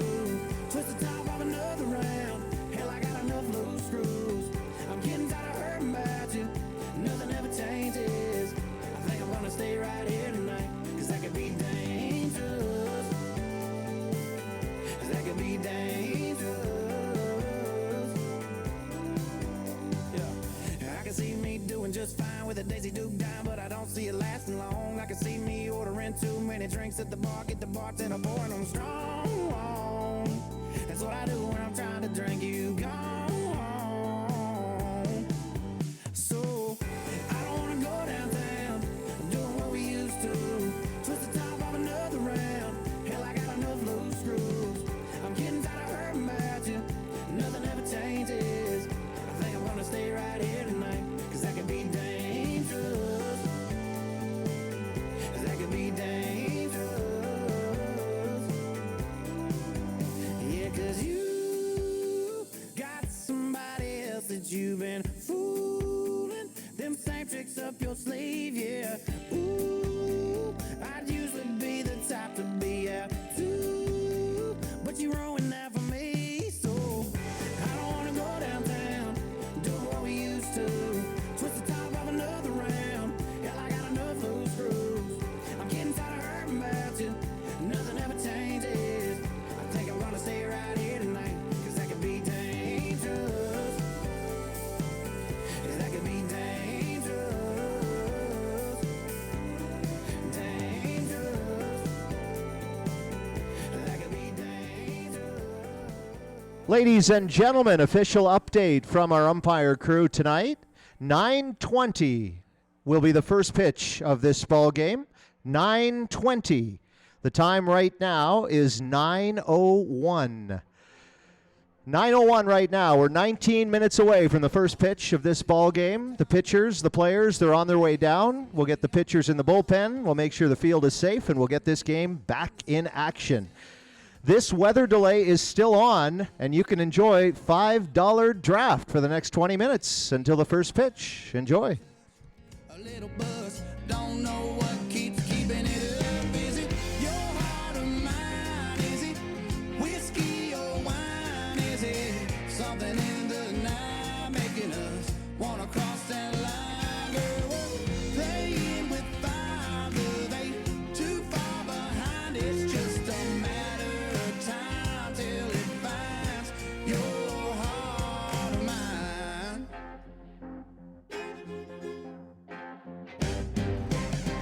We say that it ain't no thing. We say it, then the telephone rings. Hello, are you at home? 'Cause I'm all alone missing you. We swear it ain't love, love, love, but you're there when the sun comes up. We swear it ain't love, love, love, but it always comes back to us. Is it your heart or mine? Is it whiskey or wine? Is it something in the night making us wanna cross that line? Girl, we're playing with fire, but ain't too far behind. It's just a matter of time till it finds your heart or mine.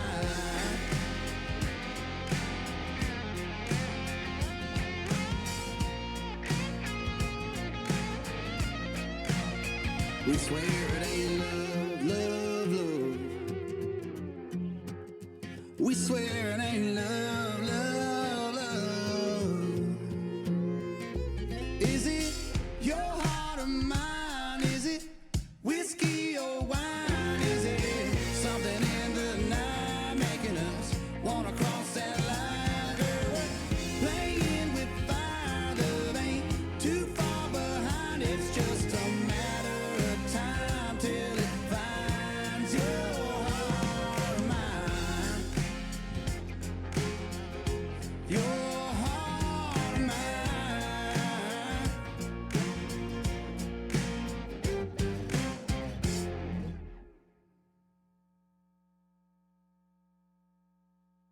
One, two, three.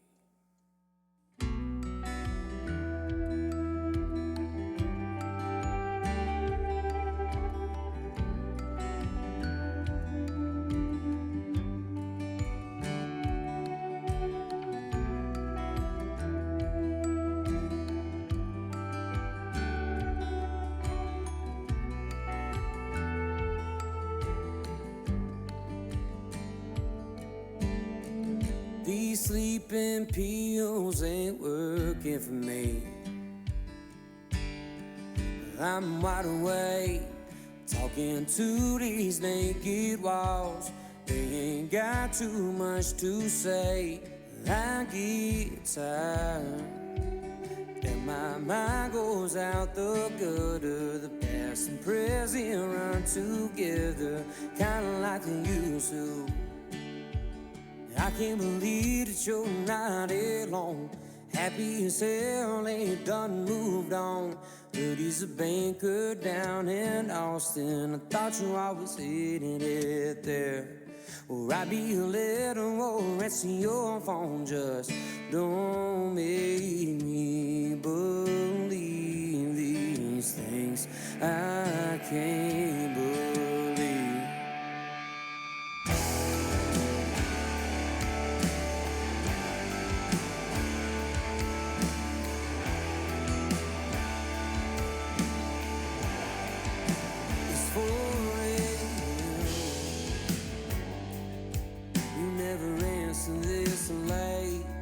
If you do, it's unexpected. And if you do, it turns out great. But only for a little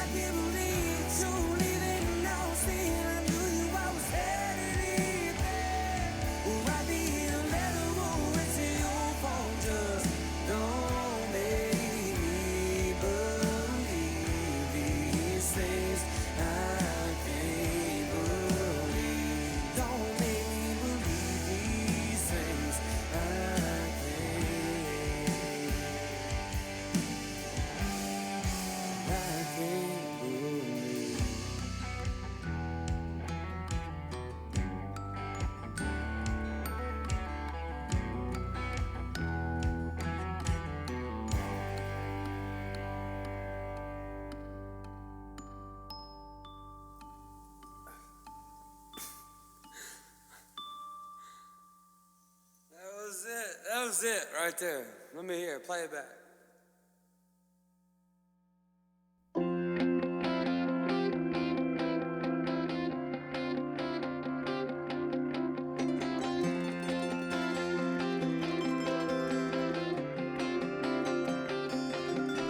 I was raised off of Route 3, out past where the blacktop ends. We'd walk to church on Sunday morning, race barefoot back to Johnson's fence. That's where I first saw Mary, on that roadside picking blackberries. That summer I turned a corner in my soul down that red dirt road. It's where I drank my first beer. It's where I found Jesus. Where I wrecked my first car. I tore it all to pieces. I learned the path to heaven is full of sinners and believers. Learned that happiness on earth ain't just for high achievers. I've come to know there's life at both ends of that red dirt road. It's 10 minutes after 9 p.m. now. First pitch of this ball game has been rescheduled for 9:20. This is your 10-minute call on the $5 weather delay draft. 10-minute call until the first pitch of this ball game. Thank you.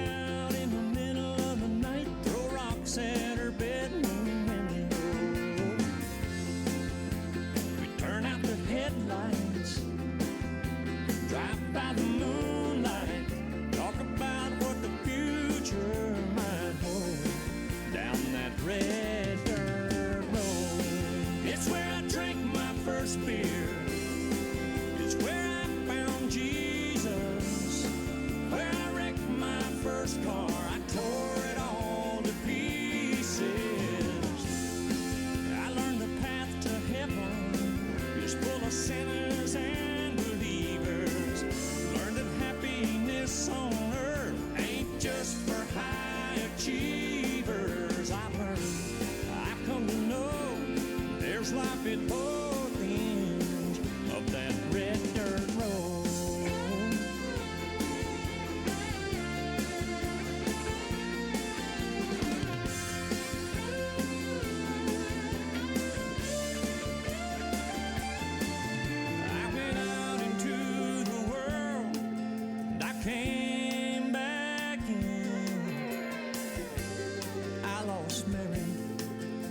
Got her back again.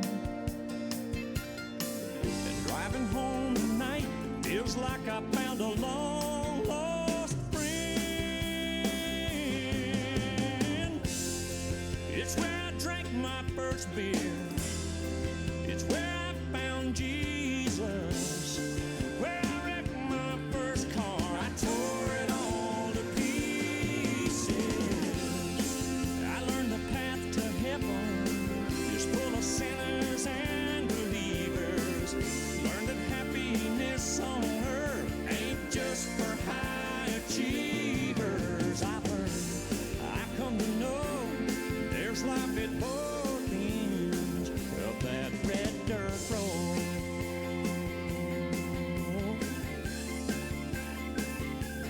Yes, I've learned, I've come to know there's life at both ends, that red dirt road.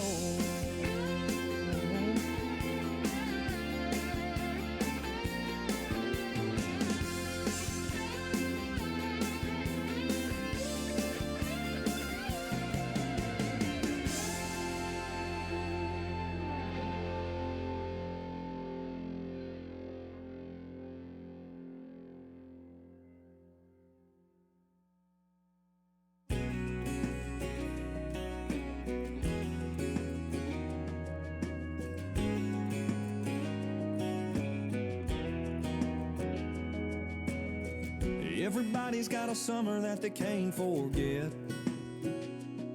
They hold on to and go back to. Your mind's on the Carolina coast, still burning in my mind like a red sunset. Chasing embers till September, what I remember most. rockets in the sky, bare feet in the sand, bonfire in her eyes, cold beer in a can, moonlight on the waves, her kiss in the dark, the smile on her face when she'd make me break out of my guitar and play.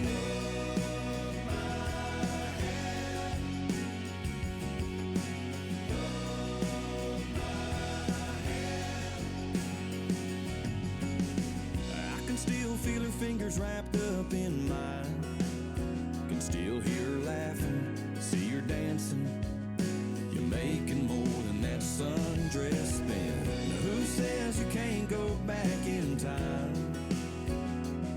Yeah, when that song, it comes on, I'm on rewind and I'm 17 again. Bottle rockets in the sky, bare feet in the sand, bonfire in her eyes, cold beer in a can, moonlight on the waves, her kiss in the dark, the smile on her face when she'd make me break out of my guitar and play. Want you to hold my hand. Oh, I got a handful of you. Yeah, I got a handful of you. I wanna run with you. Wanna let me run with you.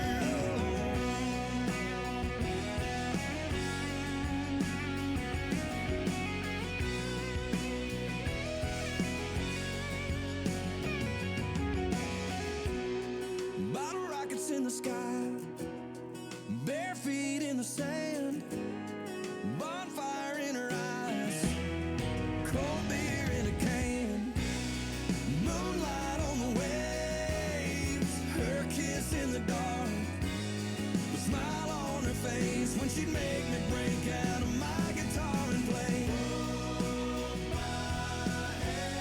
I want you to hold my hand. I'll take you to the promised land. Maybe we can't change the world, but I wanna love you the best that I can. Bottle rockets in the sky, the best that I can. Bare feet in the sand, the best that I can. Bonfire in her eyes. I wanna love you.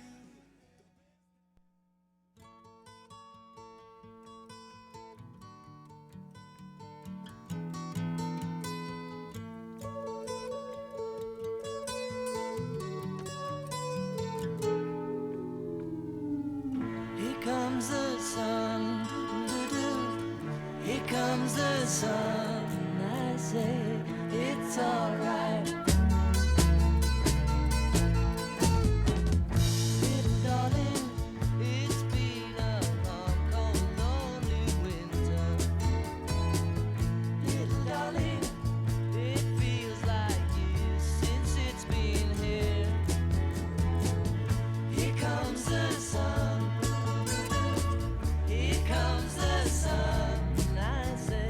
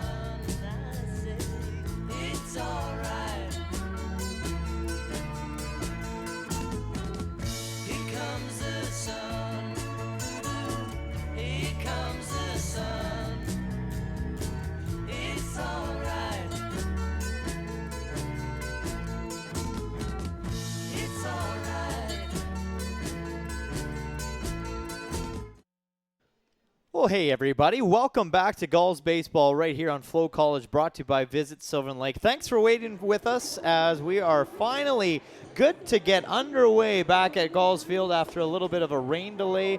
Rain delay that probably ended up to be in about 45 minutes or so, but the sun's back out.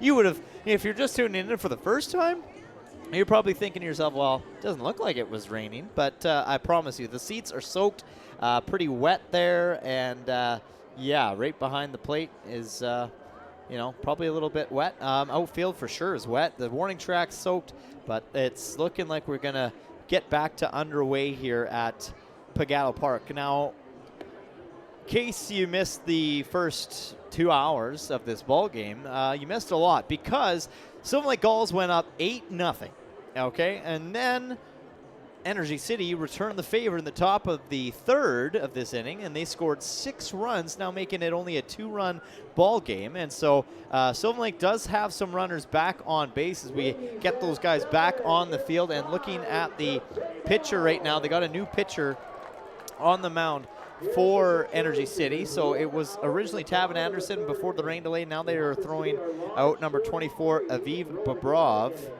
out on the mound. Hopefully I'm pronouncing that right. And again, back in the broadcast booth is pitcher Reese Usselman joining me here tonight. Great to have Reese back. Thanks, Reese. And how was the rain delay, buddy? It was good. A couple card games going on, a little music, just hanging out with the boys, staying dry. Couldn't complain. So runners on the corners here back in Sylvan Lake. Coleman Perry at the plate, and he's quickly down now 0-2 as he ended that rain delay 0-1. So it's got to be tough. Like, what's it like being maybe a pitcher, especially for you to, come out of a rain delay, or even just as a player, coming out of a rain delay and now just trying to kind of pick up from where you left off? It's definitely tough. I mean, you get into that locker room and there we go. Oh. A little trouble there. A little bit of a slip. I bet you the turf's a little wet. Well, and so this turf. Oh, yeah. And you know how slidey it can get when it gets wet. These guys are going to have to learn real quick. They're going to need to slide a lot earlier. And he kind of jams his leg there. Like, he's lucky. Like, Maddox Shaver maybe has to take notes now after that little slide, because I don't think these guys are, used to maybe an infield turf. Now, correct me if I'm wrong, probably down in the university college level, you guys probably have some fields that have turf, no? Oh, yeah. I mean, it really depends where you're at, but I'm starting to see that a lot more colleges are making the shift to turf. Just, okay. Especially with weather, a little bit of rain, we can still play and practice. Perry hits this high fly ball to left field, going all the way back, and it's out of here. Big house. That'll warm everybody up. Coleman Perry, down in the count 1-2, absolutely drills this ball. He knows it, too. That ball was crushed. That was a hard hit ball. You love to see it. Just like that, you got 3 more runs on the board. 3 more runs. Absolutely back on the board now. An 11-6 game. It was up 8-6, and the Gulls come back with that. Not letting up at all. Holy cow. That was, I guess they picked up from where they left off. We talked about how hard it can be coming out of a rain delay, but clearly these guys make it look pretty easy. They sure do. Coleman seemed ready to go. Wow. That's something you could tell with a high-level athlete is if they're able to just flip it on or off, and I think he just proved that right there. Oh, my goodness. He's got a strong bat. We've seen it from him. I mean, good arm over at first. And that's probably nice for a pitcher to know that you got some good infielders behind you to kind of help make plays if, say, the ball is going to be, in play off the bat. Makes it so much easier just knowing that you don't have to strike everybody out, and if there's a ball in play, especially with our guys, it's like, man, if it's in the gap, there's a good chance our guys are going to still go get it and make a play. So gives you a lot more freedom to just work in the zone and do what you got to do. And Perry, we've seen a couple plays already tonight, even this past week, that he's taking those 1 hopper, 2 hoppers off the turf and scooping them pretty cleanly. No problem. He's a vacuum over there. A vacuum. Yeah, any ball hit, it seems like he grabs it. And then, what else do you want from a first baseman? Another hard hit ball to center field. This is going to be caught, though, by Stephen Fermin. It was swing. Kind of absolute great swing, great contact. It almost made its way to the warning track, but that will bring up out number 2 now of this inning after the Gulls have added 3 more on the board. Now 11-6, Gulls lead it.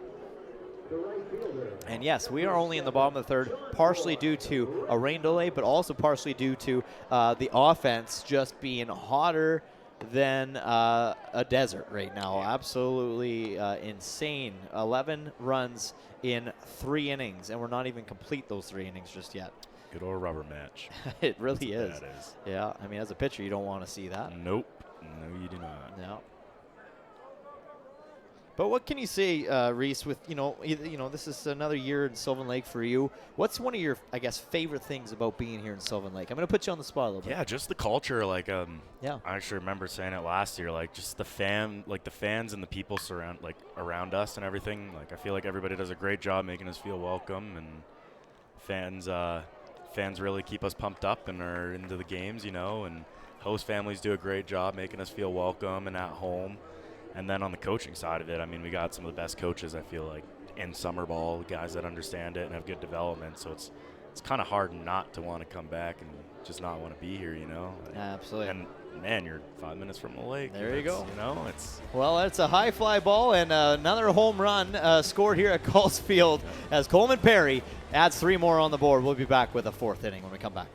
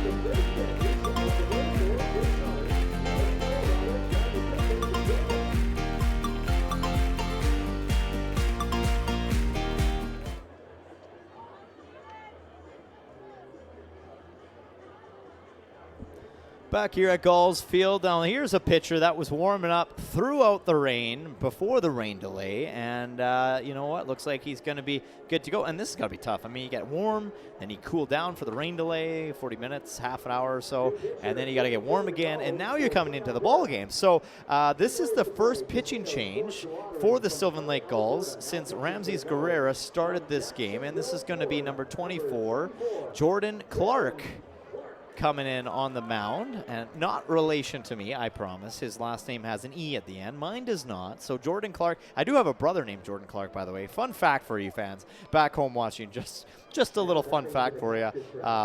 But yes, so he's going to be pitching now in this game. Goes to the same school who I just had up in the broadcast booth with me, Reese Usselman, going to Hutchinson Community College.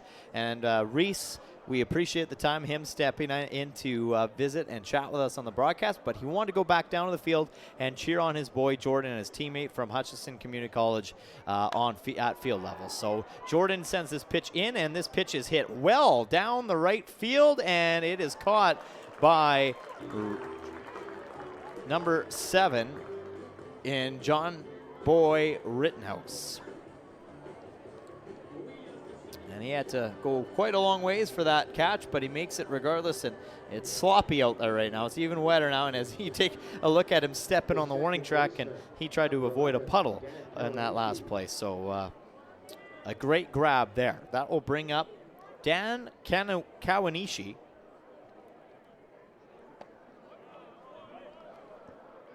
And Sylvan Lake just looking to now, put away the batters. As Energy City, they were shown quickly that Energy City can get themselves back into this ball game in a hurry.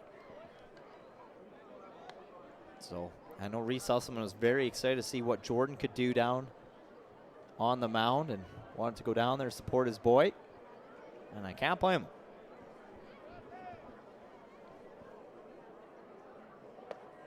And a good pitch there by Jordan.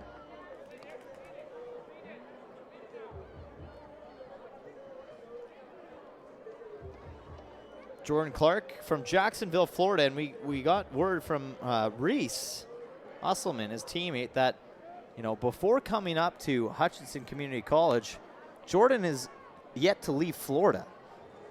So it's one of those things for him that he's not used to maybe seeing these type of temperatures where it's quite a bit cooler and all this rain and things like that. So definitely a unique situation for him. And then being able to come up to Canada to play for the Sylvan Lake Gulls and summer ball, it's a little bit of a culture shock, I'm sure, for him. And he gets the strikeout there. Looks comfortable here in Canada and on that mound coming into this ball game as he's strutting it off right now with that strikeout on Dan Kawanishi. A nice up high pitch, and he's pumped up.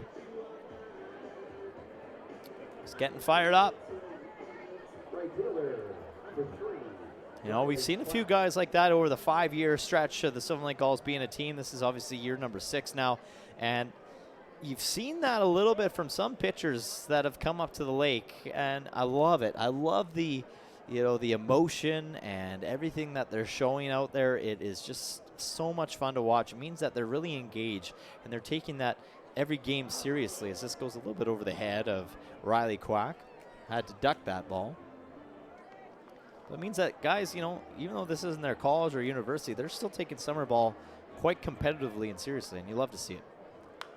This ball swung on, popped straight up in the air. Gonna make a play on it is third baseman Maddox Shaver, and he will make the catch. So just like that, a nice 3-up, 3-down inning for Jordan Clark in this inning, and they will come to the bats at the bottom of 4 when we come back.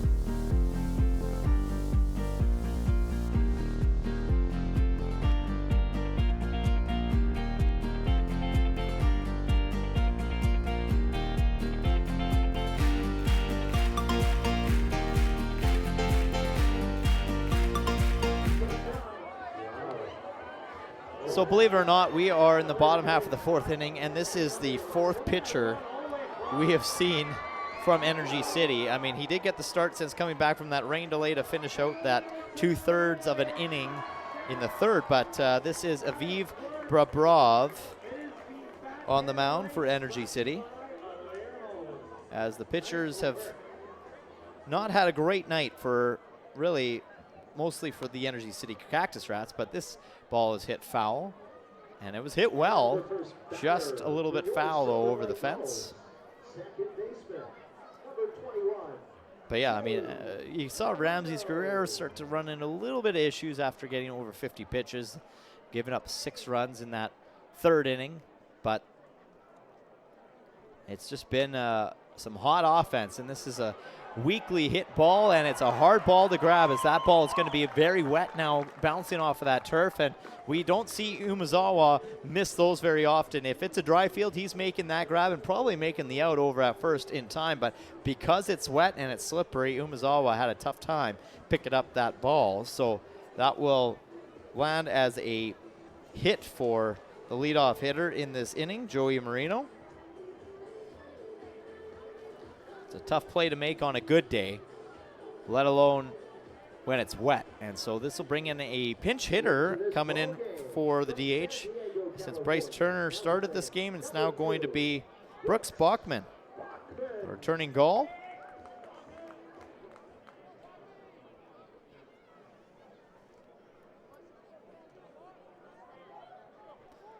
And I was able to, pick the brain of first base umpire, Don Buskus, in that rain delay. So rain delays can be good. They really can. For a broadcaster, for some of the players, for us media guys, it could be good for us to kind of, gather some more information in the break and get some stuff. So I was, getting some information on,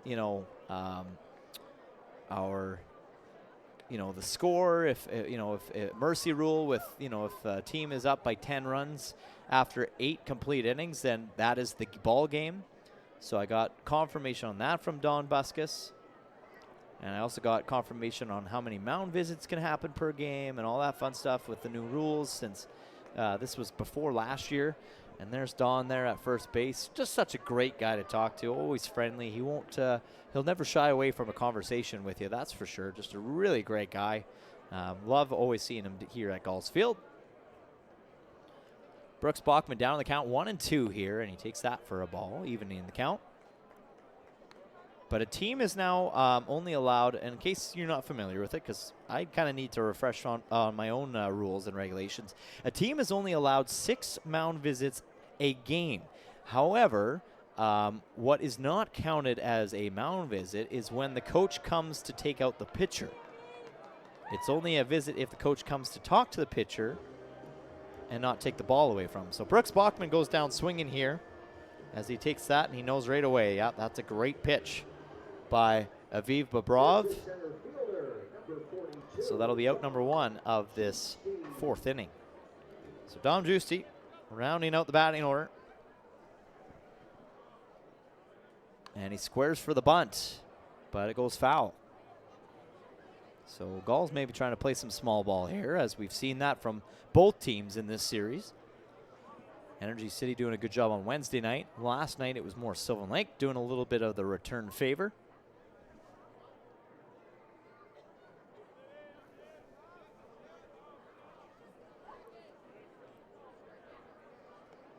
And throw over to first. Checking Joey Marino.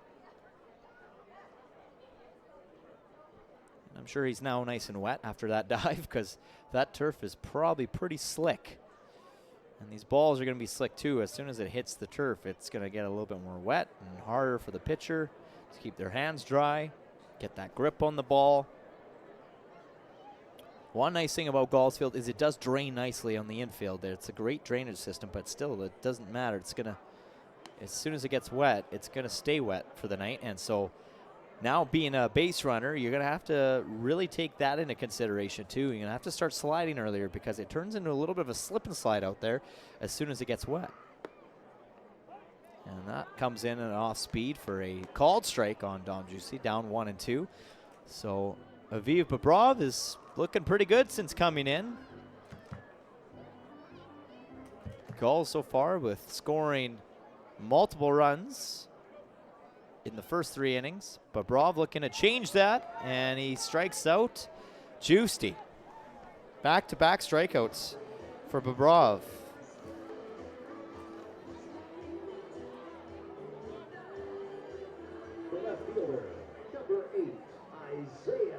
Bobrov going to the Cook Community College. And that'll come back to the top of the batting order. Isaiah Nolan has walked both times.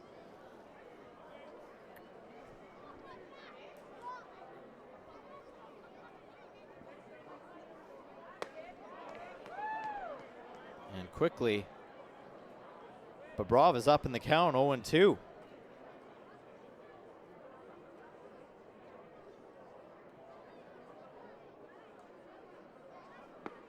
And there is a 3-batter strikeout in a row for Bobrov, as he gives up the 1 base hit, but then after that sits everybody else down with a strikeout, and we are through 4 complete. Only 1 hit, no runs. First no-run hit inning for the Gulls. It's 11-6 Gulls coming to the field.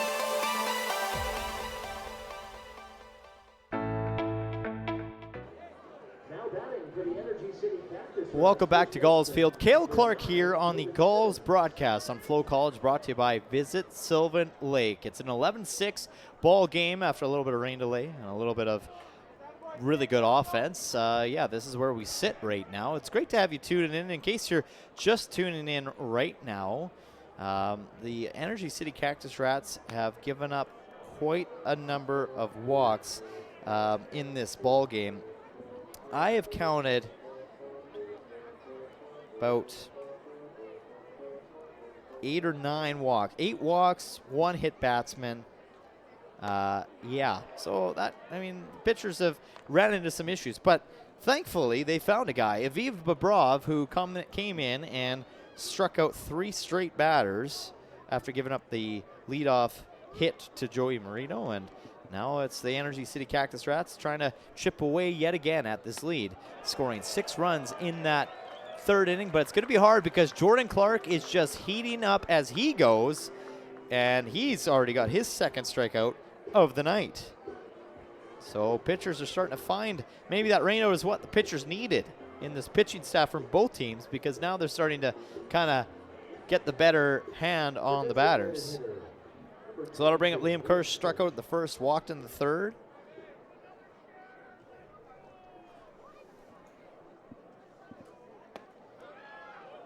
And Jordan Clark is not slowing down by any means. He is absolutely dialed, and he's one of those pitchers that doesn't waste any time. Unlike, you know, Ramses Guerrera, he's a lot quicker of a release, and that one comes in with an off speed that really had a lot of movement, 78 miles per hour, and he is feeling it right now. He's strutting out there, he's happy, and yeah, this guy's fired up. Just watching him is getting me fired up a little bit, not gonna lie. My goodness, this guy's got some swagger to him, doesn't he? A nice soft speed again and that's gonna be hard when you're kind of fired up the way he is, to try to, you know, control yourself and still be able to throw some spin, throw some off-speed stuff. That's, I'm sure we're gonna see a fastball here. No, it's another off-speed that's hit well into center field. It's gonna drop for a base hit, and Liam Kirsch will pick up his 1st hit of the night.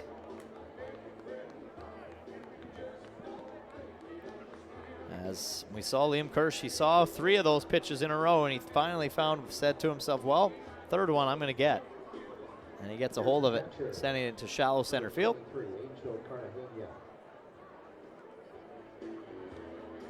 Jordan Clark getting a new ball, a dry ball for this new at-bat. Angel Cartagena is at the plate. Already with an RBI back in the 3rd.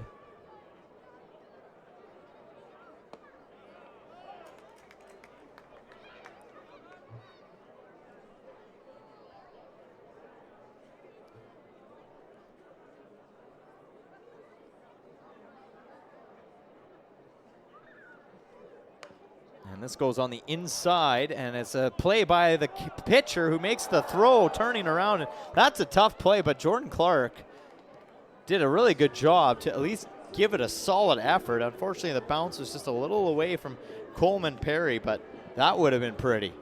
Such a tough play on his backhand, spins and fires it, but unfortunately Coleman Perry just couldn't quite haul it in. And Perry's been really good with scooping off the turf so far this season. That one just a tricky play.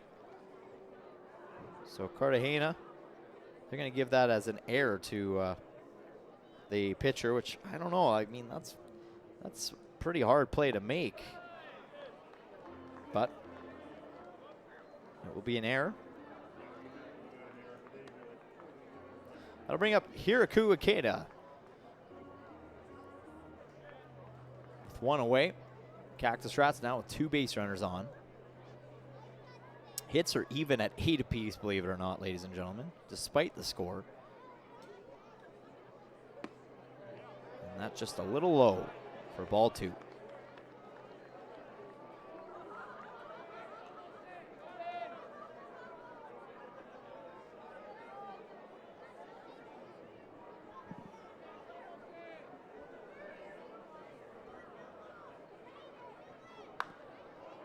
That's turned on right back towards the dugout. Got to be careful there. That hits the screen in front of the bench. Everybody kind of takes a little bit of cover. Kai Rempels being a little bit of a silly guy down there right now, making guys laugh.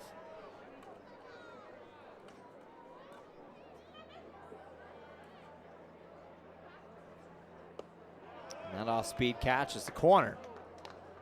Even in the count, 2-2. Jordan Clark on Hiraku Ikeda.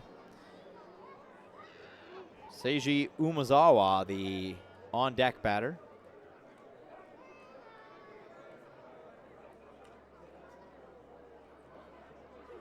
And there's a check swing that goes around for a strike. And another strikeout for Jordan Clark. Putting up the third K for himself on the fence. Let's take a look at it here yet again. Another great off speed that goes down and into the turf. So much movement on that pitch. Hard to, pick it up. And Jordan Clark, and we see now 5 Ks. I can't count. 5 Ks on the fence. And 3 of them being from Jordan Clark since coming into this game.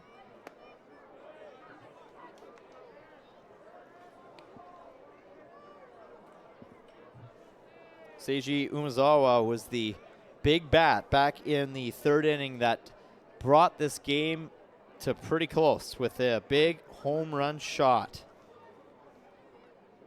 Drove in 3 runs.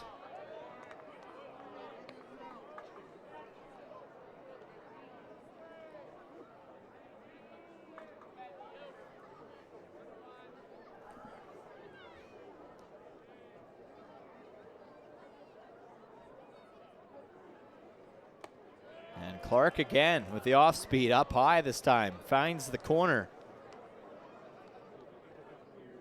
And Clark doesn't want a visit on the mound. Nope, he said, don't worry about it. We're good.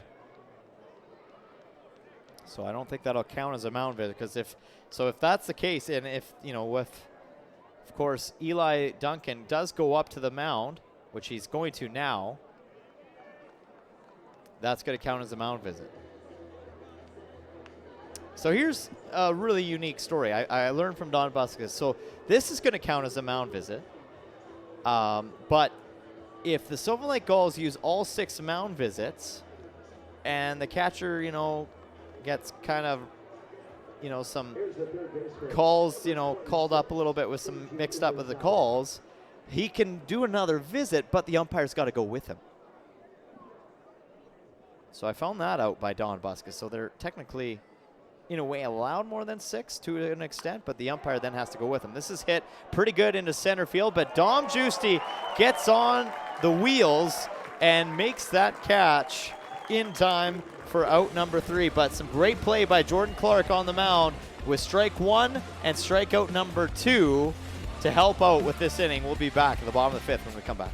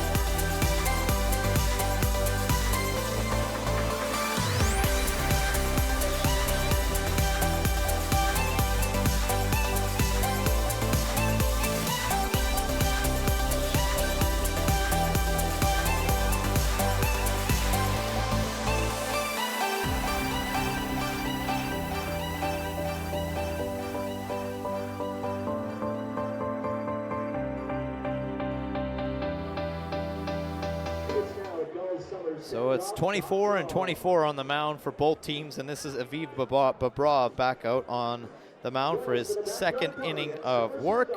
August 22nd at Gulls Field. Technically, I mean, it's his second and 2/3 of inning of work. He's had an inning and 2/3 of work so far, so his second full inning of work, I should say, as he's going to take on Eli Duncan, who's got going for 2 for 3 on the night. Pretty good at bat so far from Eli, and he's already got a stolen base this evening. And he lines this just foul. It landed right on the line, but then it hopped just right of the first base bag. And Don Buskus right there calling it a foul ball. So good call by Don Buskus. And an unfortunate break for Eli Duncan. Otherwise, that might have been at least extra bases for sure.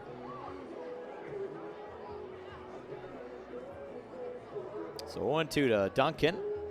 As he makes his way back into the batter's box. From Redwood City, California. Goes to also Hutchinson Community College. A lot of Hutchinson guys you notice on this roster for the Sylvan Lake Gulls. And talking to Reese Usselman earlier on, he was up here in the broadcast booth with us, and he said that he's currently also working on one of his other buddies, not from Hutchinson, but a different college, to come and play for the Gulls. As this is lined out to right center field, and it's going to kind of settle in the grass, in the wet grass, and that's actually going to hold up Eli Duncan. See, if that grass is dry or it's playing normal conditions, that's probably going to go back to the track, and that's going to at least be 2 bases. But it lands so softly and doesn't really go anywhere after that. So Eli Duncan kind of got halfway between first and second and decided, no, I'm going to come back. And then probably smart base running, too. You got 0 outs. Why force it when you don't need to? And a little bit of a wet infield as well. You take what you can get at this point. So another base hit by Eli Duncan. He's having a night with the bat, as is this guy, Maddox Shaver, already with an RBI single, another base hit. He's 2 for 2 on the night. Picking up from where he left off. He's come around to score twice. Just something to watch with this guy. And Duncan gets back, and he looks down, and he's like, well, I'm wet. That was a wet slide. Probably cold, too. And that's the thing. The weather, the temperature is dropped significantly here in Sylvan Lake. So, good for these fans to stick it out. I'm in a warm broadcast booth. My guys are in a warm truck. We're happy. We're dry. But everybody that's out there right now are the real warriors of tonight.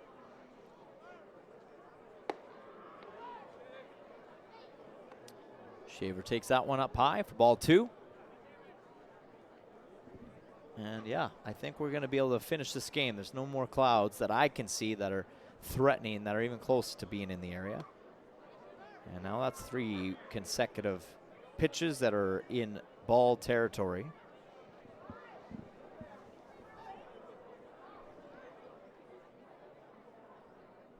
And we're talking about the Canadian Tire seats before the rain out, and now those people that were in those Canadian Tire seats are no longer there, but you can see them in behind there. Maddox Shaver takes this pitch for a walk. 4-pitch walk, that is, for Shaver. Still 0 outs.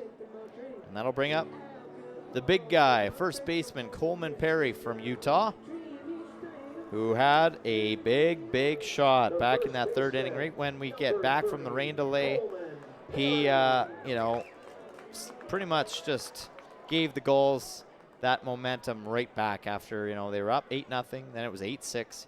He just drove in, 3 more runs to really solidify the Gulls being in a really good lead right now.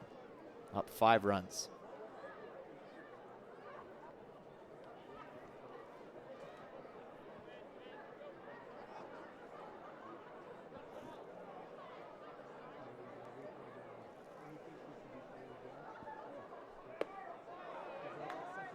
And that's a big night for Coleman Perry. I mean, he comes after a night last night where he went 1 for 4 at the plate.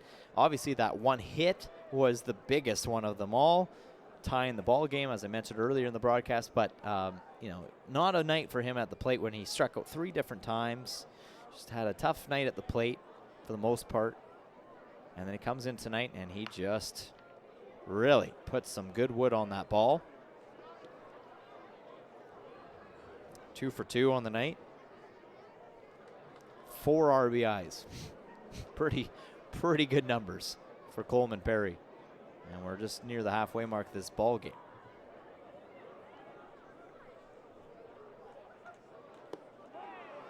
And I talked about the strikeouts last night. And there he goes out. Well, looking at that one. Goes by. Unfortunately for him, gets another strikeout. But still, having a good night. And that one does drop quite a bit. And I think, yeah, that's a pretty good call by the home plate umpire, Lonnie Smith. Coleman didn't obviously agree with it, but that was a really good pitch. Tough one to take. I'll bring up Tylen Graves.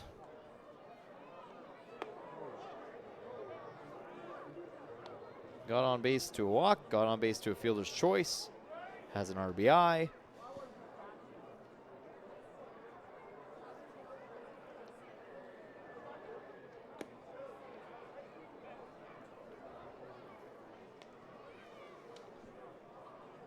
Graves being solid so far for the Sylvan Lake Gulls.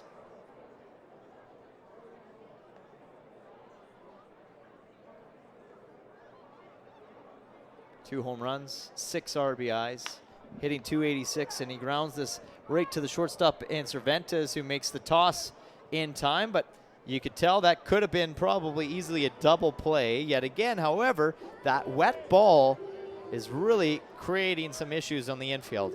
And Cervantes looked at his hand immediately after, as he had a tough time gripping that ball, and you could see that he just double clutched it, and yeah, might have even maybe even stubbed a finger on that play, as it might have just kind of taken a weird hop off his finger. But regardless, the runners are now on the corner, and now 2 away on the Gulls. Graves gets on base to a fielder's choice. That brings back John Boy Rittenhouse. Already with 2 RBIs on the night. Rittenhouse swinging on that ball. It is going way back right field, and it'll land on the warning track. That'll drive in 1, and it'll drive in 2 runs for the Sylvan Lake Gulls, as John Boy does what John Boy does best, and that is hit a long ball and drive in runs. Wow. Right off the end of the bat, an opposite field hit, and it just gets stuck in the warning track. So that is now 4 RBIs for John Boy.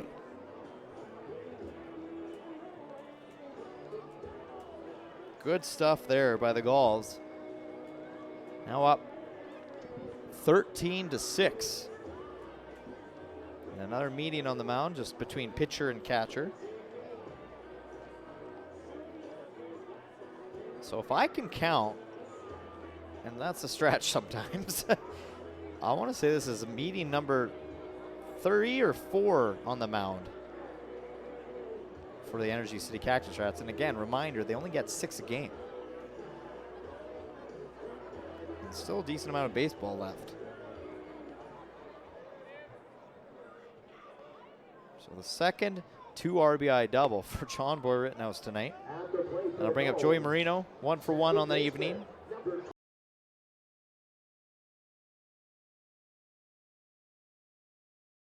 Two walks and a base hit.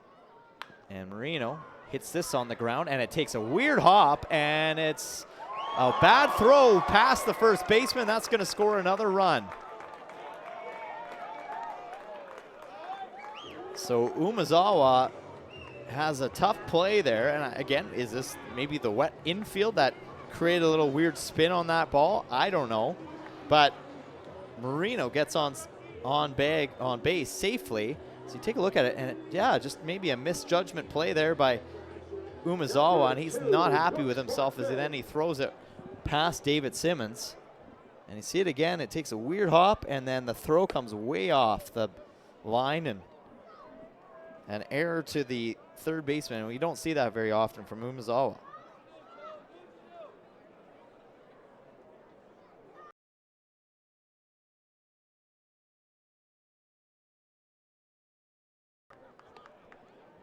So now it's a 14-6 ball game.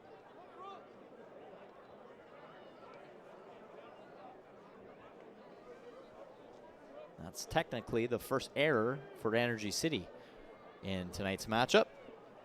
Brooks Bachman back at the plate, and he hits this in the hole, out to right field for a base hit.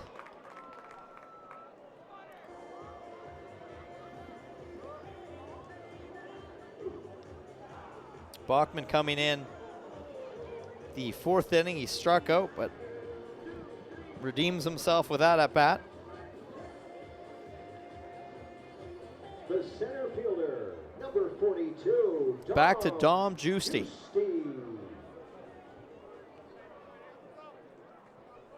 So everybody's almost batted as many times as there's been innings played. That just goes to show how great the offense has been. This is Giusti's 4th plate appearance. And he's 0 for 3 on the evening.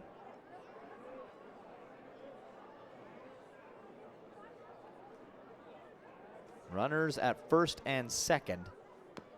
And Giusti fouls this back to the screen. Down 0-2.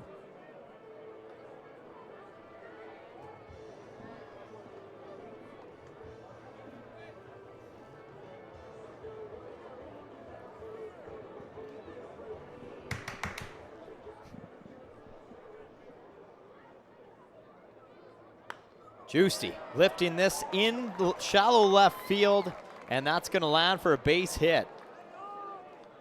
Left fielder Hiraku Ikeda bobbling that ball again. It's just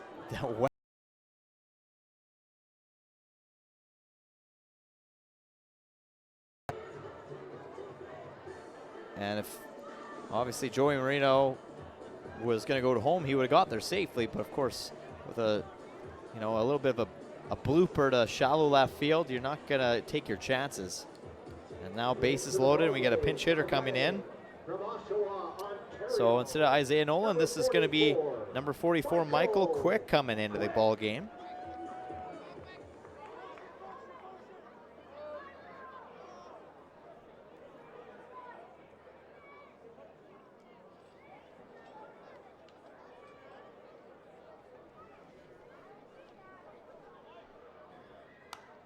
And Quick pops this up behind the plate and into the crowd. Heads up, that hits a chair and will bounce right back to a fan who one-hands it. Great grab there on the concourse. Foul ball is here at Gulls Field. We're brought to you by the View Glass, indeed.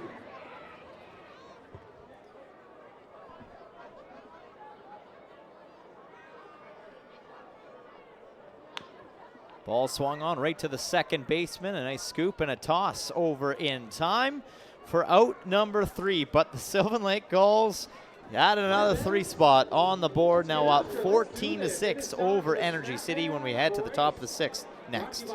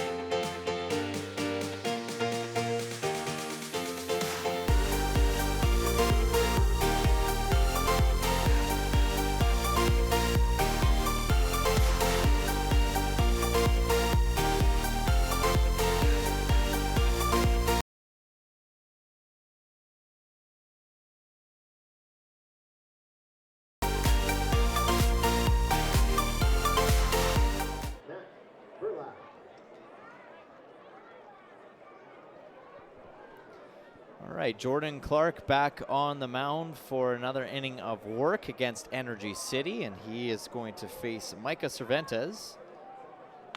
And Cervantes, first pitch swinging, grounds this right to the third baseman, Ad Shaver. Can't get the throw in time. As a good little burst of speed there from Cervantes. And again, that wet ball isn't going to be released as quickly. I mean, it was still a good release. It was just up high on Coleman Perry, but really good wheels by Cervantes. In fact, it's not Cervantes. This is a new, I just noticed that's a new pinch hitter. It was number 6 instead,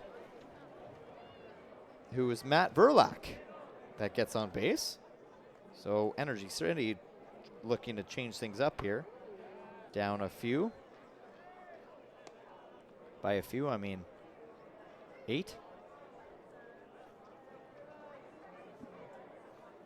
So this is going to be a good infield base hit there by Matt Verlack. That'll bring up the top of the batting order, Stephen Fermin, who grounds it right to Shaver, makes the throw, and he's got him out at second. And that was close, because I thought for a second there that Joey Marino stepped off the bag before he made the catch. Let's watch this again. That was maybe a little too close for comfort on a pretty routine play. And yes, he just hung on that left foot for an out. Good job there by the Gulls, but you know, you're not going to be, it's one of those nights now with the field being so wet, you're not going to be turning a lot of double plays or making some big, you got to just take the outs as they come.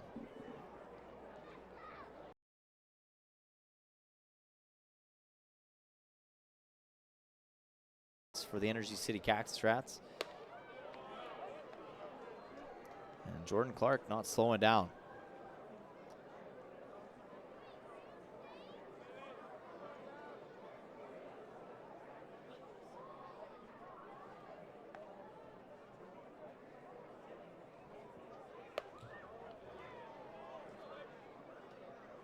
One and one the count.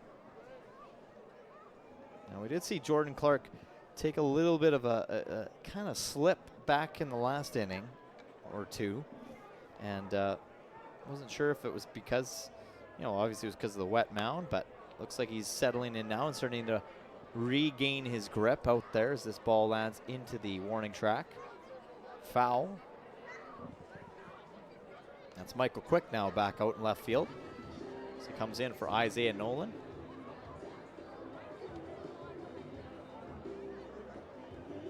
Used to seeing Quick in right field so far this season. One away.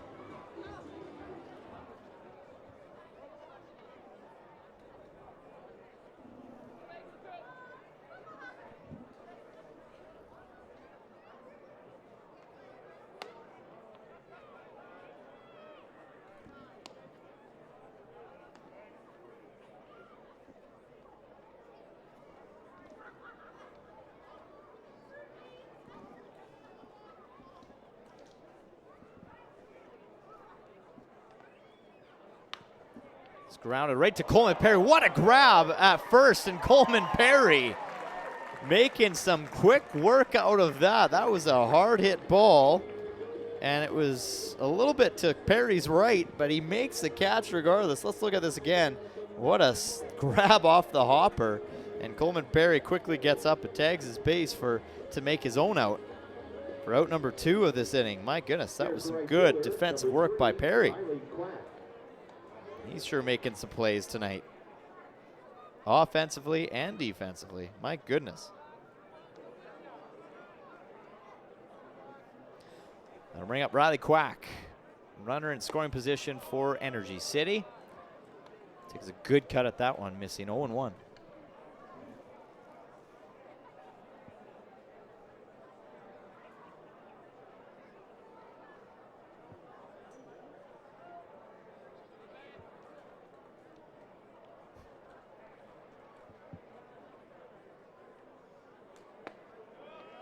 That just missing down low. 1-1. Still a good buzz.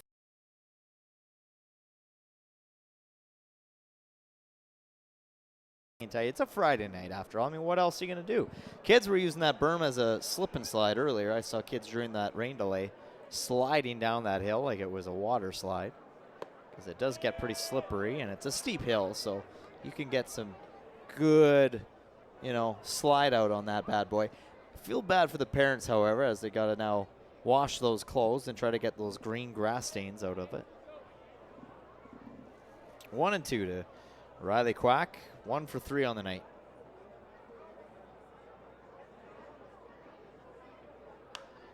Ball swung on, popped up towards Coleman Perry, in foul territory, calls everybody off, and he's going to make the catch for the second straight time in this inning. But this first catch was something to watch, and we're going to play it back. My goodness, a two-hopper right in the mitt, tags the base, and just like that, the Gulls will come to bat in the bottom of 6.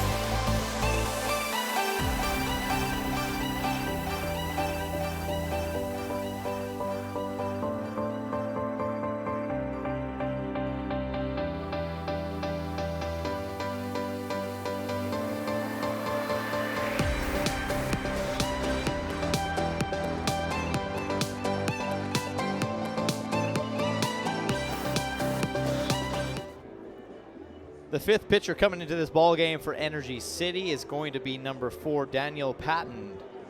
And as we get a look at Daniel, he is from Courtice, Ontario.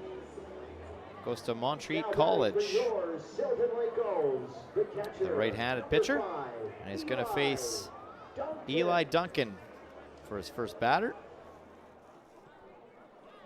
Tough batter to face tonight. I mean, a lot of these any batter, I guess, you're coming into on a night like tonight, the way the Gulls have been batting, is going to be a tricky one, as Duncan is 3 for 4 on the night with 3 consecutive base hits and has come around to score all three times.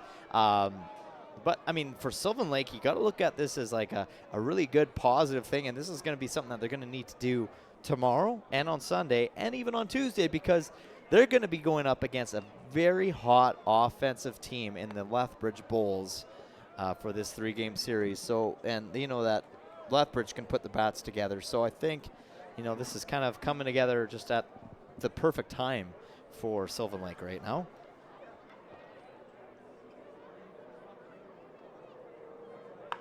And soft swing over to third base, and the throw is in time, as that was the shortstop this time taking that play up in Kawanishi. In fact, Kawanishi, they've made some adjustments. So Kawanishi is actually now over at third base. And Seiji Umezawa is in the shortstop position.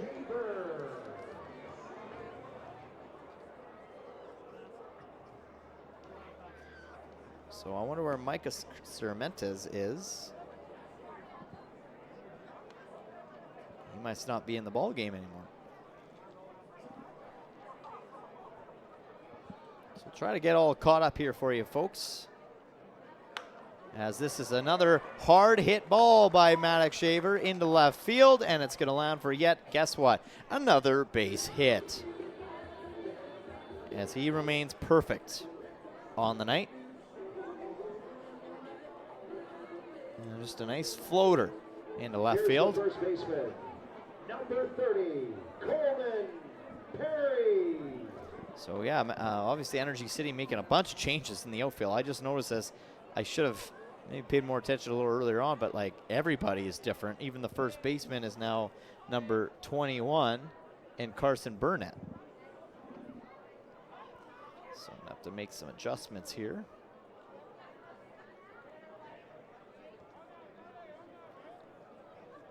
Coleman Perry, and they check over at first on Maddox Shaver, but Coleman Perry at the plate right now, and he's had himself a great night. 3-run shot, some really great defensive plays.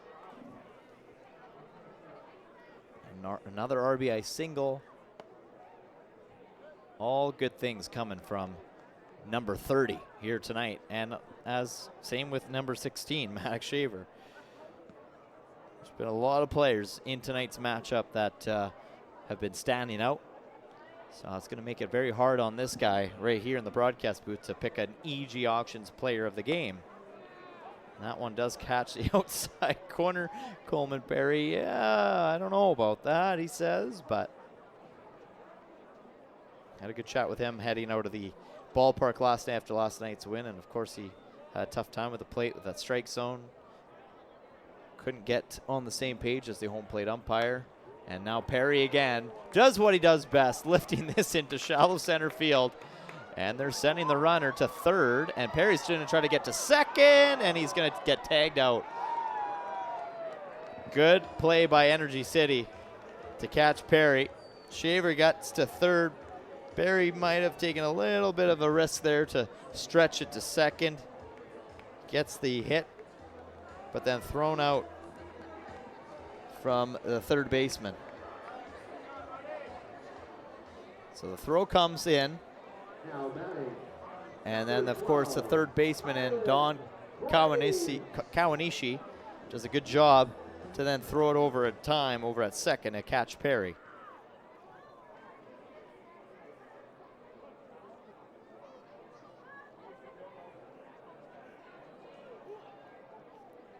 So 2-8, runner 90 feet away from scoring for the Gulls. Brings up Tyler Graves.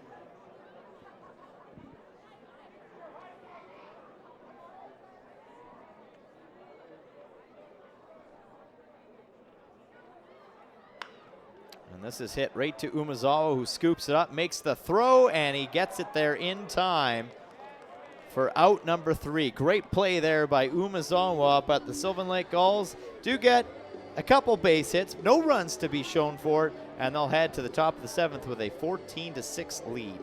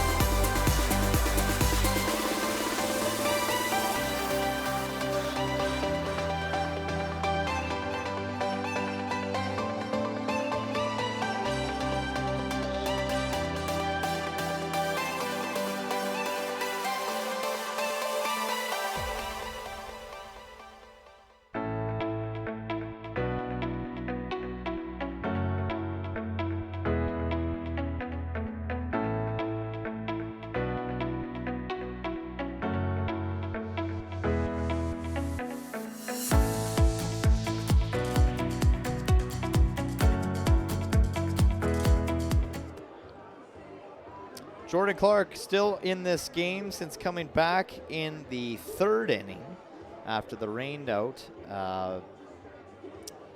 Or I guess he came in just before the rain out. Well, no, after the rain out. My apologies. I'm starting to figure it out. And then he's back in for yet another inning of work. So this is his 4th inning. And this is going to be number 21, Carson Burnett. who came in for David Simmons defensively in the top half of this inning, or the bottom half of the last inning, I should say. Sorry, ladies and gentlemen, it's late. It's been a night. We've been here for a little bit.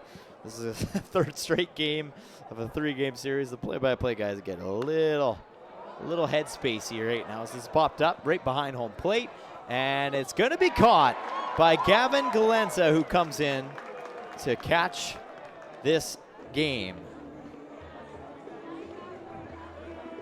So Elias Duncan now done, and a nice play by Gavin Galenza to find that and make the grab for out number 1. The designated hitter, number 22, Liam Kirsch. So I'll bring up Liam Kirsch back to the plate.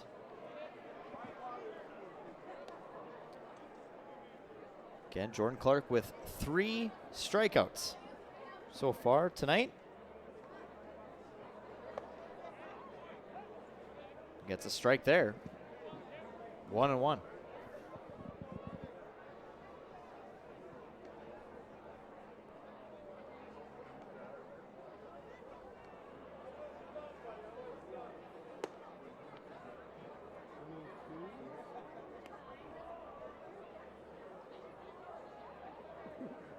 So if the Gulls were to score 2 more runs, keep Energy City at bay, then this game would only need 8 innings. And then the mercy rule would come into effect. But still some work to be done. Don't want to speak too soon. Energy City, as I mentioned, on any given night, you don't know. This league we've seen so many things. We really have. A lot of innings still left to be played here for Energy City, and they showed us in that inning of inning number 3 that they can quickly score 6 runs just like that. So it's a full count here to Liam Kirsch.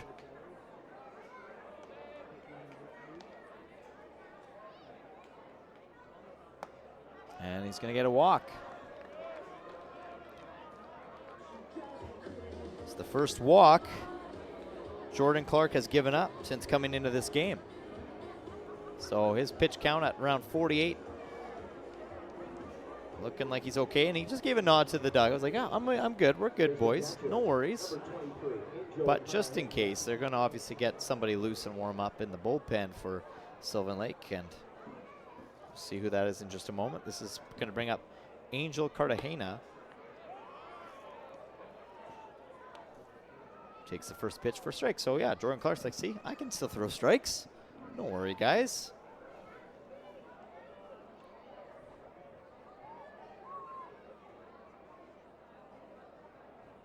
Cartagena fouling that back off over the stadium. And there's a beautiful shot. Sun setting in central Alberta. The grass is green, very green. Lights are on. It's starting to get a little dark out there, and some more rain just to add some greenness to everything. We got a little bit of some sunshine and some heat. My goodness, things are going to pop. Speaking of popping, that popped Angel Cartagena right in the back. So Angel Cartagena is going to jog down to first, and we take a look at this again, and yeah, ouch, right on the numbers, on number 2.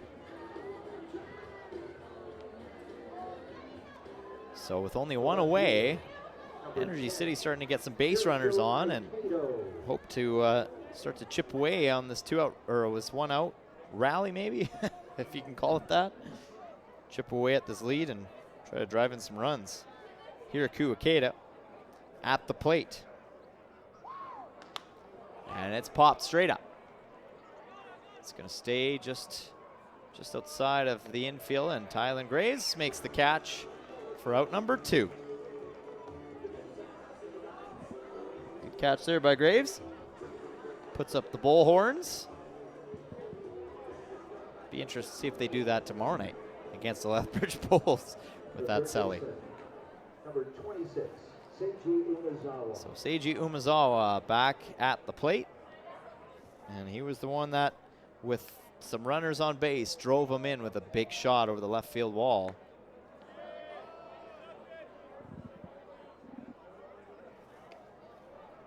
did pop out to center field last at bat.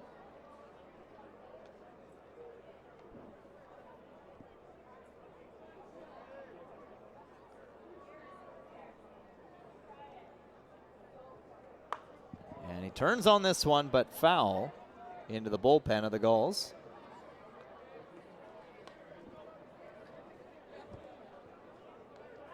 Oh, and 2.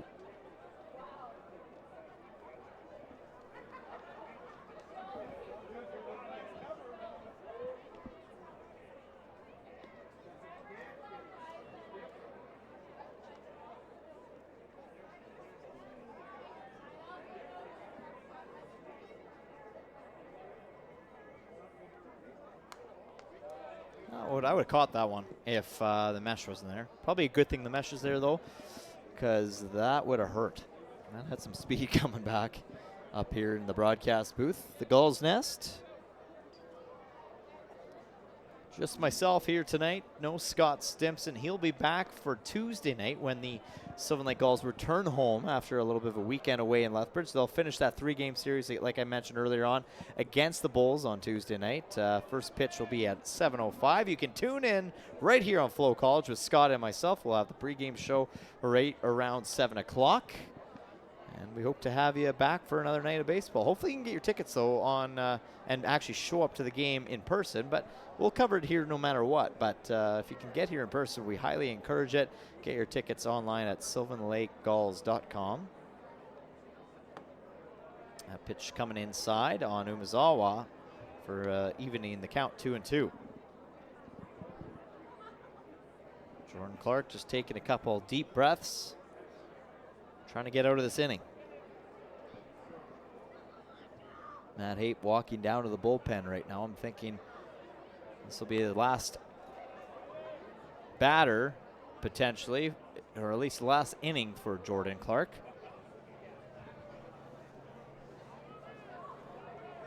And there's Matt Hape coming back from the bullpen. So, yeah, we might see a new pitcher coming in as he just speaks to his pitching staff. Great shot there, guys. Thanks for that. Calvin Bellows and his team at Green Onion are just professionals on the broadcast. Make me look good up here, that's for sure. I don't really do much. I just talk, ramble on. These guys make me look good with all the shots that they give me to talk about and everything like that. So thanks, guys. Great job, as always. Full count now to Seiji Umezawa. 1 for 3 with the homer. And he comes in with the off-speed, just missing up high. Walking Umezawa.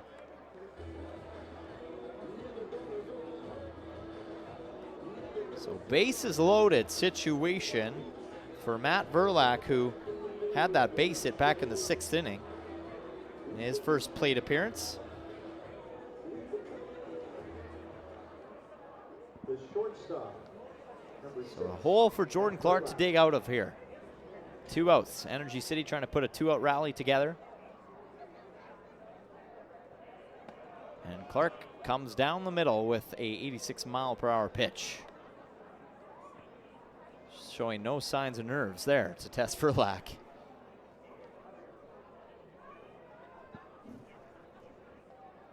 Matt Verlack from Vancouver, BC. And he fouls that back quickly down in the count, 0-2. Now Clark can take a little bit of a breath here, and he will. Very visible from up here and everybody at the ballpark. Just fighting this one to get through. But some good work by Jordan Clark here tonight on the mound. And he just misses outside. That's a good pitch. Good take by Verlack. 1-2.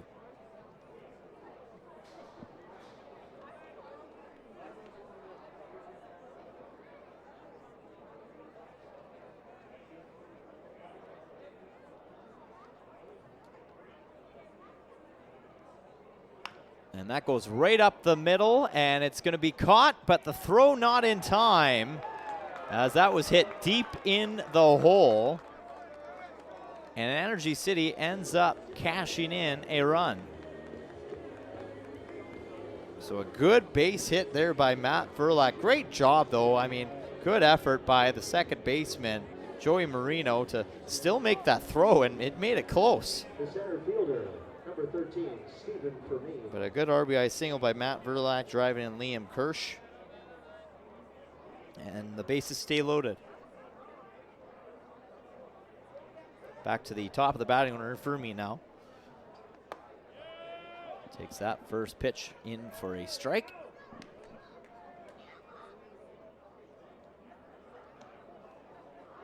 Seven-run game here between the Gulls and the Cactus Rats. It's been a hitting parade. 14 hits for Sylvan Lake, 10 for Energy City, and another pitcher getting ready to come into this ball game. There is a great shot of the bullpen for the Gulls. That's number 39, Trent Chavez from Casa Grande, Arizona. Obviously, he wants to come in for a new set, a new inning, but should Jordan Clark maybe not be able to retire this batter, you might think that they might start to get Chavez in earlier.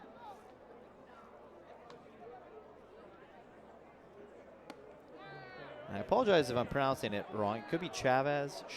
I'm just taking a guess here. I'll maybe in the break go next door and consult with my other announcer partner, Joe Whitbread, see what he's announcing it as. And this is hit hard to left field, but it's going to drop in right to the left fielder. Waiting for it is Michael Quick to make the catch. So the Gulls do get out of that inning, but there does come with a run scored from Energy City. We'll come back at the bottom of the seventh. It's the seventh inning stretch. You're watching Gulls baseball on FloCollege.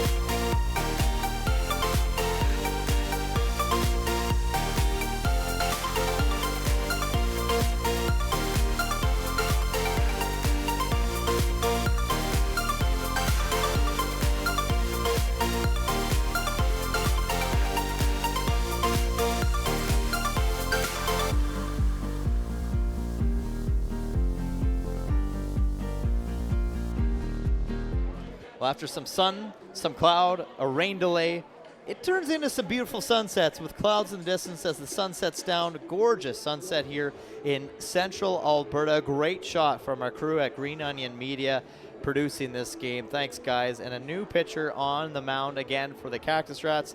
This will send number 1, 2, 3, 4, 5, the sixth pitcher on the hill, and this is Kingston Bejuin from Okotoks, Alberta. Goes to Angelina Community College. So Bejuin will step into this game. And I'm saying Bejuin because I swear that is what Coach Jordan, I'm going to throw him under the bus. Coach Jordan Blundell pronounced it that way. I know a guy that's got the same spelling like that in the last name, and it's Bejuin. But he made it clear that it is Bejuin. Bejuin? Yeah.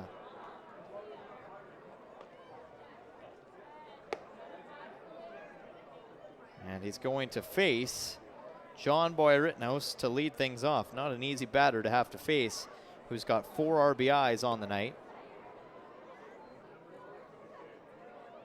And both of them are doubles. another candidate for, of course, our player of the game, who was our player of the game last night, the EG Auctions player of the game. Having another night here tonight, popping this straight up in the air. This is going to the first baseman, settling underneath of it, Carson Burnett, who makes the catch for out number 1.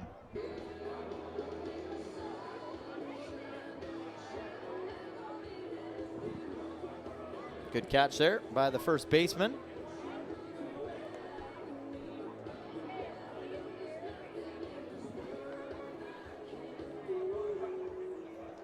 Number 21, Joey Marino.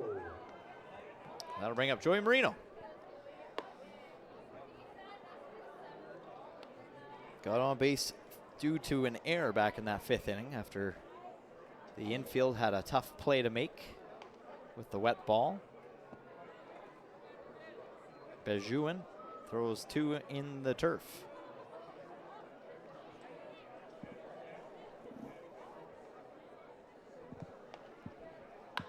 And Marino lines this into the left field, and it's a good catch there made by Hiraku Ikeda for out number 2. So it's been a quick 2-up, 2-down inning so far for Energy City, and it's a good catch there by Ikeda. Bring up Brooks Bachman, the DH, 1 for 2 on the night since he came in the 4th inning. Number 2, Brooks Bachman. Bachman happy to be back in Sylvan Lake after returning from last season. Nice young guy. Great to have another familiar face here at the ballpark. And he takes a little bit of a kind of a half lazy swing on that one, fouling it back.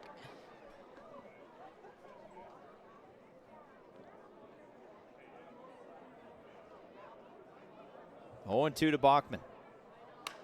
And he goes right off the end of the bat to the third baseman and Don Kawanishi, and he makes the throw in time. So a 3-up, 3-down inning, one of the quickest ones we've seen here tonight, silencing the Gulls offense, and it'll come to the top of the 8th for the Energy City Cactus Rats to hit the bats.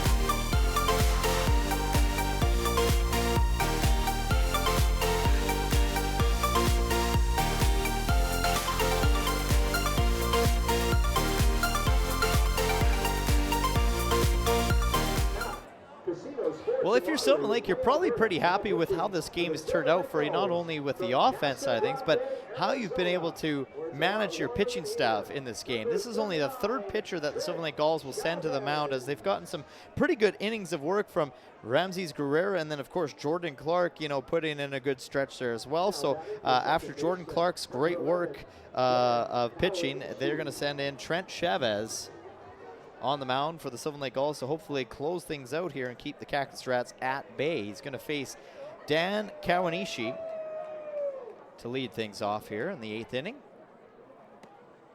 And Kawanishi spins all the way around on that pitch. A great pitch, 91 miles per hour inside and down low.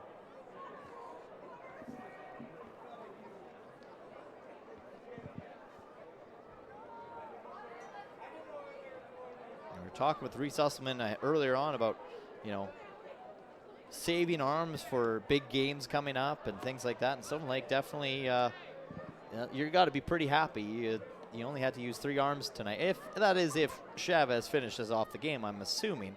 But you know, then you've saved some pretty good fresh arms for this weekend.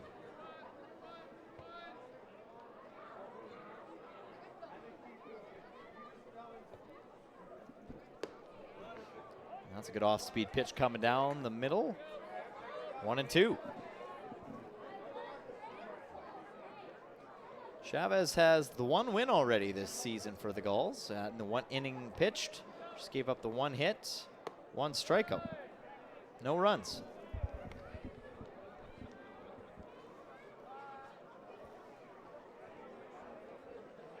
Even count to Kawanishi.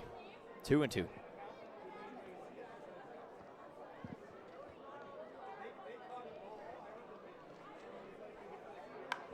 And the off-speed swung on, popped up, center field. Dom Juicy jogs it in, makes it look casual for out number 1.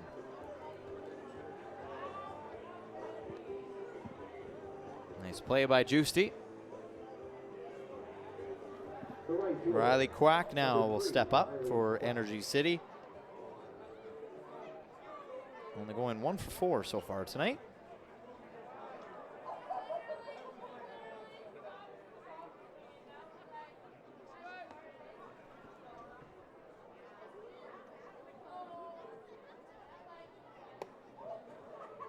Winds up 91 miles per hour on the gun there. Just missing up high.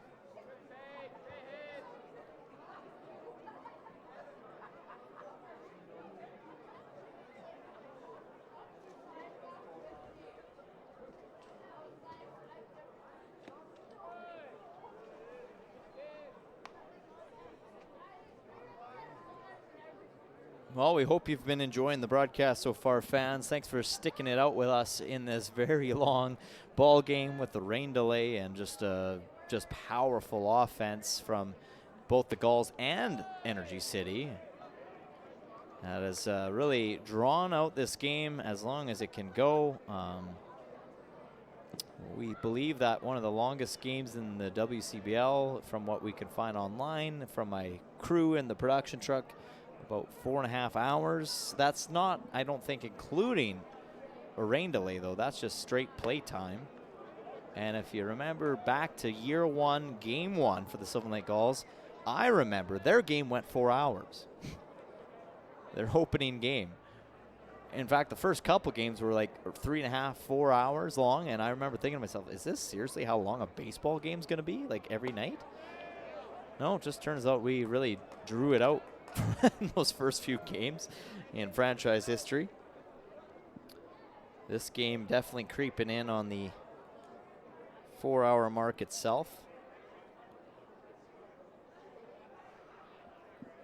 With a rain delay, that is, a 30-minute rain delay, or 45-minute rain delay, but there's a strikeout for Chavez, his first of the night on Riley Quack.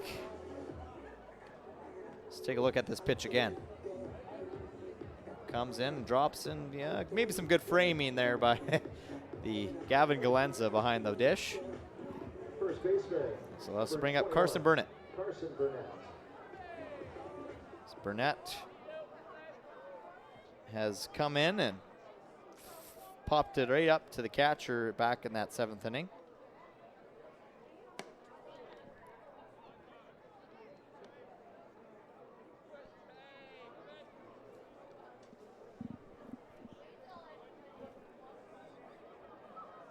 One and 0.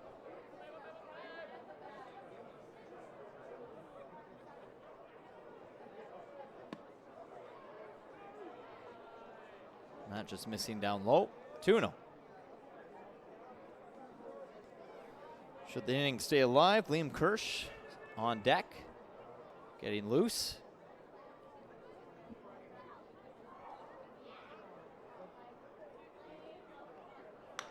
And this is hit hard into the hole, right center field, and that's a really good hit by Carson Burnett to keep this inning alive, trying to start up a 2-out rally here for the Cactus Rats.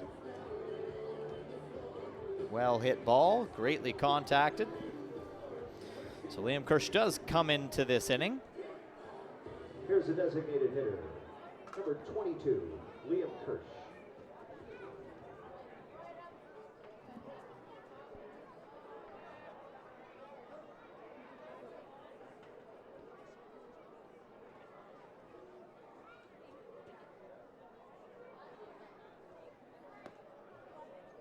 And a little bit of a slip there off the mound from this pitcher.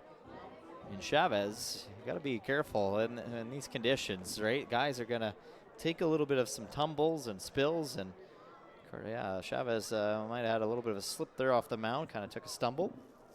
Seen that a couple times now from some of the pitchers.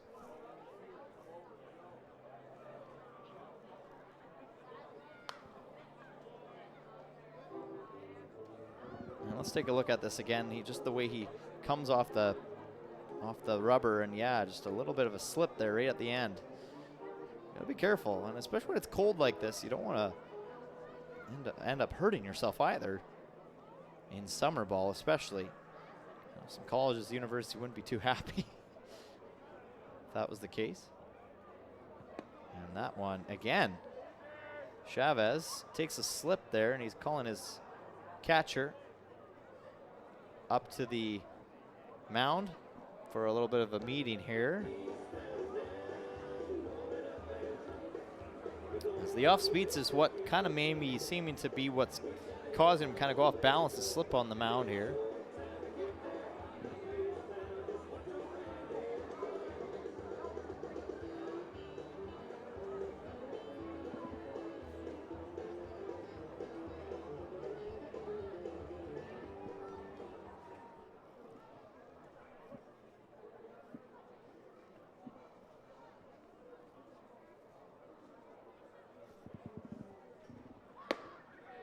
That's up high for ball three. 3-1.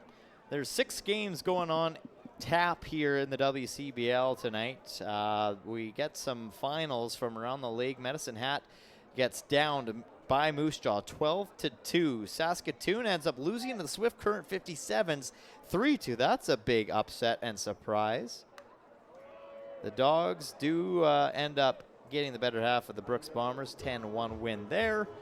Weyburn beats Regina 4-3, and Lethbridge ends up just squeaking by the Giants with a 12-9 win. Giants did get 3 runs in that 9th inning, so it was 12-6 at one point. But full count here to Liam Kirsch, and he hits it hard right to Tylen Graves, who needs to make the throw, and he does, and a good grab there by Coleman Perry at first to retire this inning. The Gulls will come to bat in the bottom of 8 when we come back.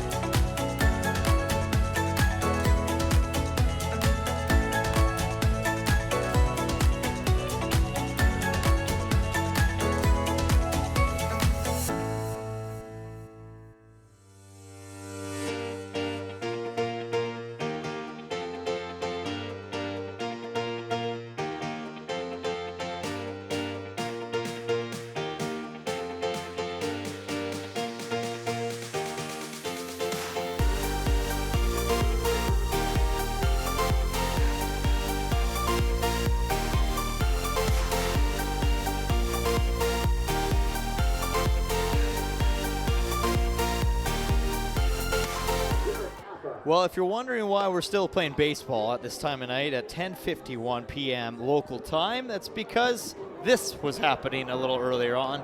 A pretty good sound of thunder and strike of lightning, and it cleared the field pretty quickly, cleared some of the stands pretty quickly as well, and then the sun came out, a beautiful rainbow. That allowed us to finish this game, so that's why we are only in the bottom half of the 8th inning. It was about a 45-minute rain delay, and that leads us to our new pitcher on the mound, the, I believe, 1, 2, 3, 4, 5, 6, 7, 7th pitcher or so in this game for Energy City, and that's Derek Appa coming in. So Derek Appa comes from Fall River, Nova Scotia, goes to Sussex County Community College. Nice to see a nice East Coast boy on the mound for Energy City. And he's going to have to get ready to face the bottom of the batting order in Dom Giusti. Now, say the Gulls score 3 runs, I think that ends the game. It would technically be considered the mercy rule. So we'll see what happens here. If Gulls can score 3 runs, game over. If they don't, then I guess they're just 3 outs away from securing a game and a win here. What has been a close to 4-hour game. Center fielder, number 42, Dom Giusti. So Dom Giusti going 1 for 4 tonight. And he takes a good cut at that, just missing.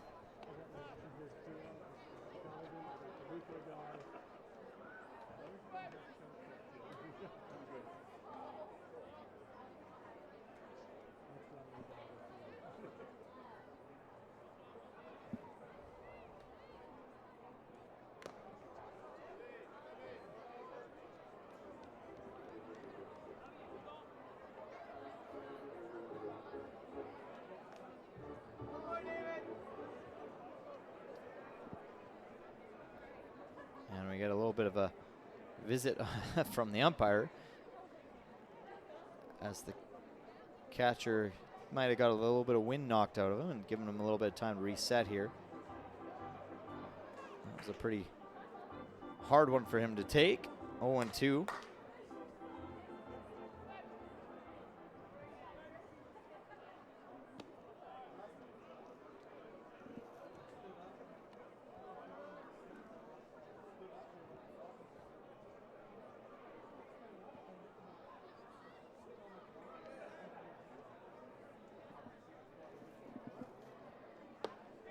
And a strikeout to Dom Giusti.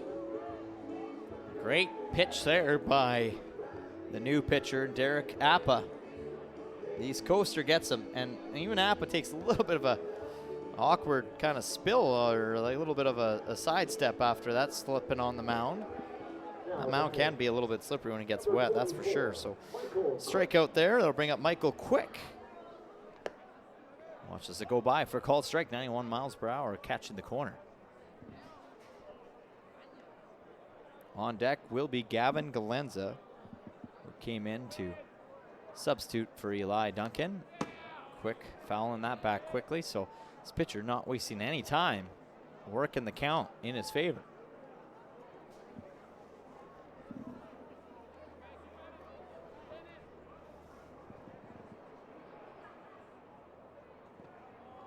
Goes into the turf for ball 1.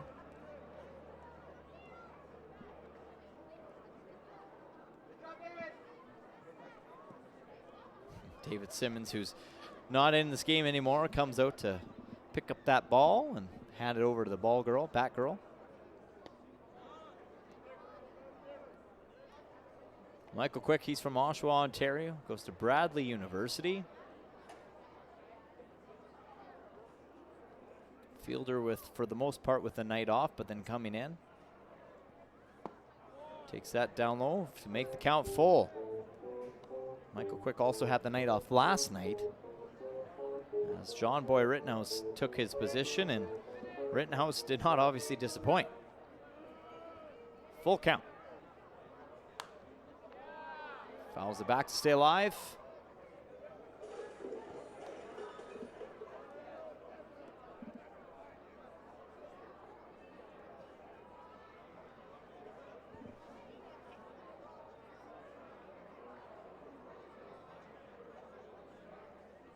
Oh, that hits Michael Quick right in the back. He's going to trot down to first to keep this 1-out inning going. So the Sylvan Lake Gulls playing baseball now, but come Monday, July 20th, they'll take it to the links to Alberta Springs Golf Resort just up the road for their annual Birdie Bash Golf Tournament. And I can tell you, it's a good time, ladies and gentlemen. From Parallax Energy being a big sponsor, all proceeds goes to the Gulls Give Foundation from this golf tournament. So always a good time when you can hit the links, and it's a nice off day for everybody too. The players don't play. It's coming off of All-Star Weekend, so some of the players are going to be probably, I'm sure, in attendance at the golf tournament for that as well. You know, looking forward to it. Should be a fun time. I think I will be playing in it myself with my company, the junior A hockey team out of Black Falls. So looking quite forward to attending the annual Birdie Bash the Sylvan Lake Gulls have and host every single season. At the plate, Gavin Galenza. Michael Quick over at first.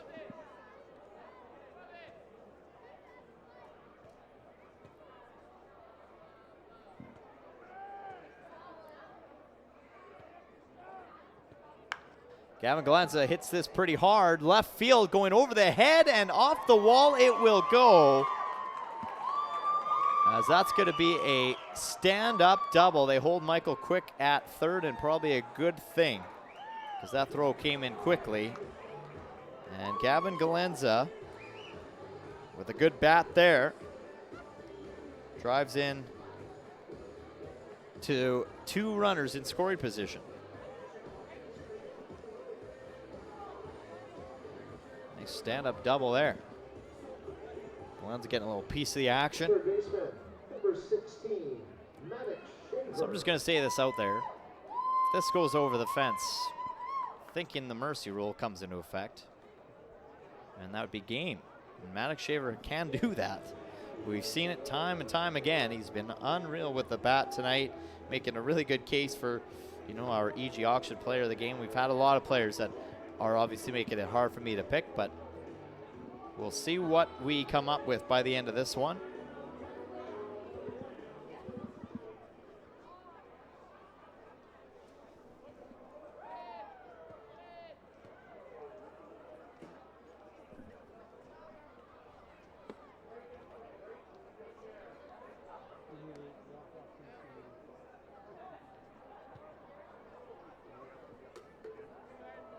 Can't say I've ever seen a walk-off mercy. Can you call it a walk-off mercy? I don't know what you call it. Maddox Shaver hits it high to center field. Settling underneath of it is going to be Fermin making the catch and making the throw, and the slide comes in just in time. Michael Quick with a nice long slide in for the run. So the job is done by Maddox Shaver with another RBI on the night. And a good throw by center fielder. And yeah, just in time for the run to be scored. So second RBI of the night for Maddox Shaver. That'll bring up Coleman Perry, who has had a pretty great night tonight.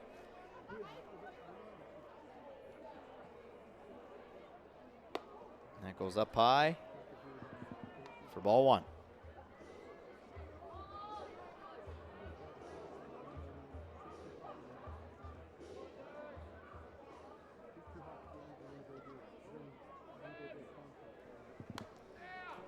Fouled back.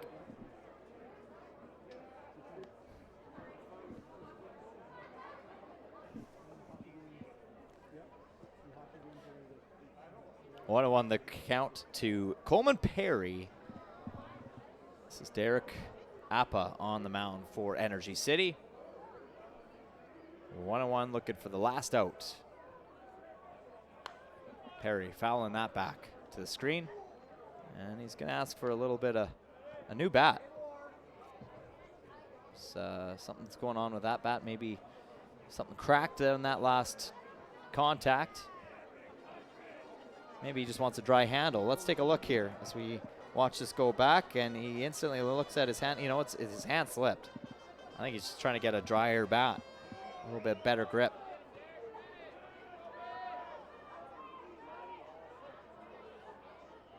So we'll see if that helps Coleman Perry here. 1-2 count to him. Runner at second. That's Gavin Galenza. And Perry with a good take there. Just the way his luck has been the last 2 days, he almost wondered there for a second. Are we going to see that be a ball, be a strike? But it goes in his favor. It's even count.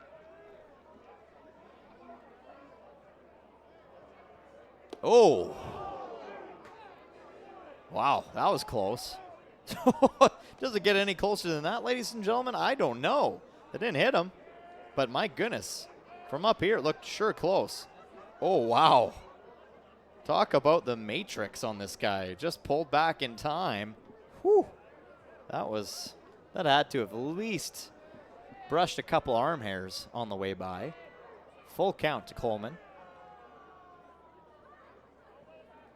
And Perry hits this high in the air to right field, and the catch is made, and that will retire the 8th inning. So, Sylvan Lake Gulls 3 outs away from registering their 3rd win of the season.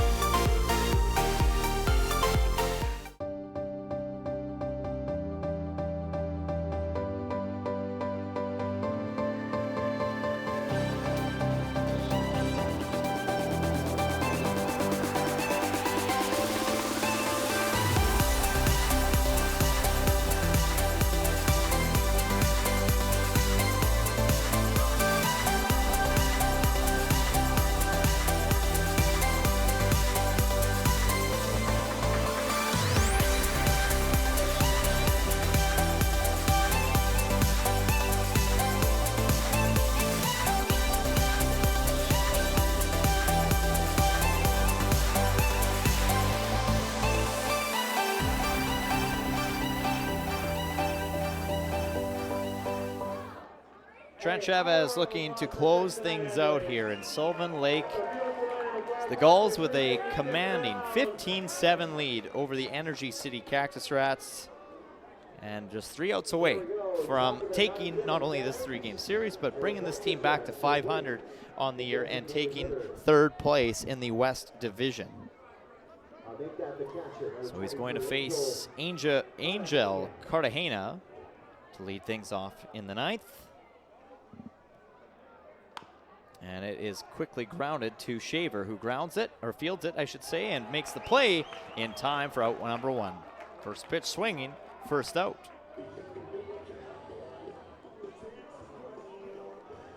Cartagena just kind of comes over top of that, and, you know, good job there, and a good scoop yet again by Coleman Perry. I mean, he is just, like Reese Usselman said, a vacuum over at first. I'll bring up here Kuakeda.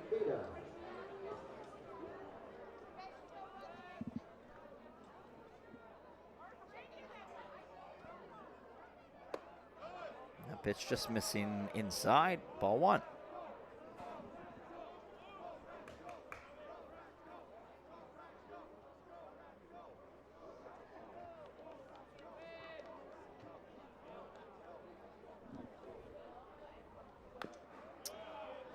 Oh, what a snag there by the umpire. Gets a little bit of a round of applause there. A little windmill action. He even showed it off a bit there. That was nice. Let's watch this as this was tipped back to the umpire, fell right off the bat, and then whoop, yep, got it. That was flashy, Mr. Smith. Oh my goodness. That was fun. And an off speed has Ikeda way out in front. I love the wave at the crowd after, too. Like, he knew what he was doing with that catch. Oh, that kind of might have just made my night, to be honest with you. Hiraku Ikeda down in the count, 1-2. And that pitch outside evens the count. Oh, Lonnie Smith. Don't change. That was good. Some good reflexes there by the umpire. Get a mid on this guy.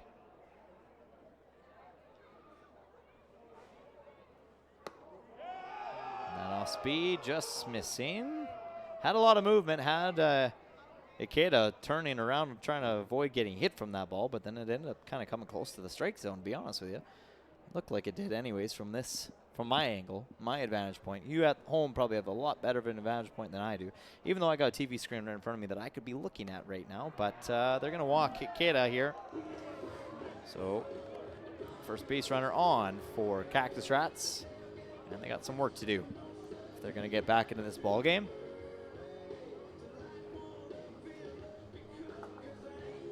The third baseman, number 26. Bring up Seiji Umezawa.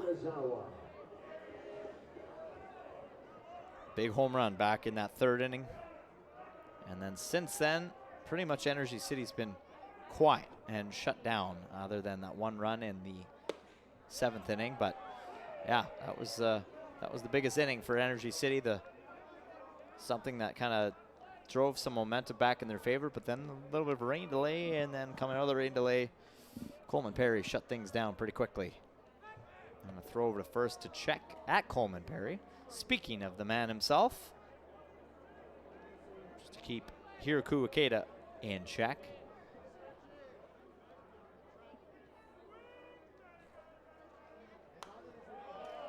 And that's fouled back.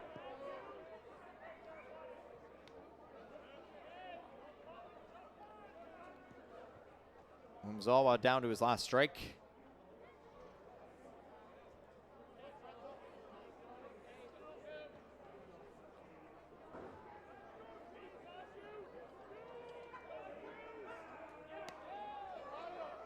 They check him again. Some pretty rowdy fans in the crowd, still very engaged in this game. You can hear some chirping and yelling going on down the field. More just all playful, of course. Nothing mean, more just saying he's going to, or swing batter, the typical things that you hear at a ballpark. Umezawa stays alive with that tipped back foul.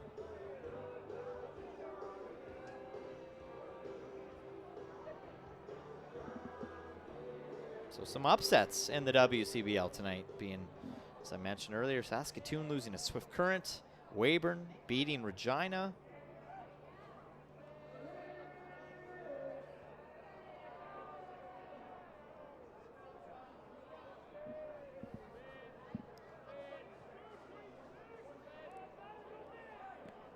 And that's in the turf. Good stop there by Gavin Galenza. 1-2. Umezawa really doing a good job this at bat, trying to get himself the pitch he wants. Meanwhile, Chavez looking just to shut things down here. And he will.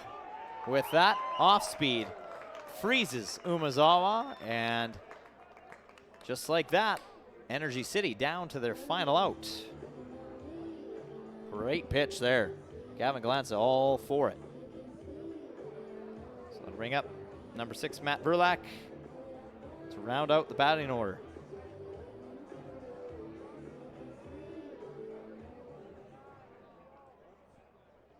Well, like Sabrina Carpenter singing right now in the field, I could use some espresso right now. What a night it has been here at Gulls Field in Sylvan Lake, Alberta. One of the longest nights we've had this season. And luckily it's Friday night. Luckily no one's got to go to work tomorrow. That makes it a little bit easier. And that off speed comes in, catching the inside corner. 0-2. Down to the final strike and the final out for Energy City. Start the clap. Trent Chavez looking to close things out here, and it is hit good right to the second baseman, but the play made by Marino over to Coleman Perry, and that will do it for this ball game. The Sylvan Lake Gulls offense comes in huge, and it heats up, going 15 runs over the course of 8.5 innings. They defeat the Energy City Cactus Rats 15-7. What a game it was here at Gulls Field, a long one at that. The Bats were just rolling in those first 3 innings. They came back in the 5th inning with 3 more runs scored, just a little bit of another one added in the 8th inning. But yeah, my goodness, what a game for Sylvan Lake, taking this one in full control over Energy City. And yeah, it was a fun one to watch. If you're a person that likes to see strong offense, then you're definitely somebody that really enjoyed this ball game. And Energy City, give them credit. They made it a game in that 3rd inning to make things interesting. But we'll hand things down to the guy that really added that insurance for Sylvan Lake in that 3rd inning, Coleman Perry, standing by with Jared Waldo. Joe, it's your EG Auctions player of the game. Say hello to your first baseman, Coleman Perry. Big win tonight, Coleman. First off, take us through it. Tell us about the win. Oh, you know, just a bunch of fellas out here playing ball. I mean, we had that rain delay, so, you know, we had to come out here swinging afterwards. I mean, I was telling my coaches either a strikeout or a home run after the rain delay, so glad it went the other way, you know. Well, you know, and you guys got out to a really good start as well, and then we went into the rain delay. You know, sometimes that can be steal your momentum. Sometimes it allows you a chance to refocus and reset. Just talk about when you guys were taking that break. You guys talk about it, you just stay loose. So take us through that process. Well, most of us went up to the clubby, and we had a couple of fellas playing cards. So I guess we're trying to stay loose and, you know, just enjoy the game. So, yeah, it was pretty fun up there, yeah. I mean, the bat was working for you, 3-run shot, but we also saw you make that quick stab there at first base. Tell us about playing first base, where you were from, where you're from, Utah, college, university, and then playing for the Gulls. Take us through playing first base. Yeah, so I played at American Fork High School, and they were kind of a defensive dominant, you know, school. I mean, we were pretty good, so yeah, I mean, I guess playing there is what kind of got me a good glove at first base. So, I mean, yeah, it's pretty cool. Well, we appreciate your efforts here tonight. Big win, 2 in a row. Nice to take that rubber match and get the win here tonight. Yeah, thank you. Your EG Auctions player of the game, first baseman Coleman Perry. Coleman, congratulations on the win. I love it. Coleman Perry, your EG Auctions player of the game. And, you know, just a couple fellas playing baseball and a couple fellas playing some cards up during that rain delay as well. So Coleman Perry never disappoints. Great first post-game interview from him, as he is our EG Auctions player of the game, and a good turnaround for him too. You know, like we said, he went 1 for 4 at the dish last night, 3 strikeouts, just a little bit of a night that was a little off for him. But then tonight he says, oh, after that rain delay, I told coaches it's either a home run or a strikeout, and he was glad it went the other way. And the Gulls are also happy this game went the other way, as they were dominant right from the get-go. Ramses Guerrero, they had Sully getting everybody loose to start this game. And how about Maddox Shaver continuing to do what he does best as well. Bryce Turner knocking in a run, and Maddox Shaver in his wheelhouse making the throw with that connection over to Coleman Perry. Just great offense dominance by the Gulls. Great to have Reese Osselman here in the broadcast booth joining me as well. Thanks for visiting me, Reese. Always a pleasure. The rain definitely sat in, but you know that put a little bit of a damper on things. But then how about Coleman Perry? He just comes back and heats things back up with the sun coming out to play. So the Sylvan Lake Gulls will now visit Lethbridge for a couple games before returning home here at Tuesday night. We will get set for the Lethbridge Bulls. Sylvan Lake Gulls take this one 15-7. For Reese Osselman joining me, thanks again, the crew at Green Onion Media. I'm Cale Clark with another bird's eye view on this one. Good night.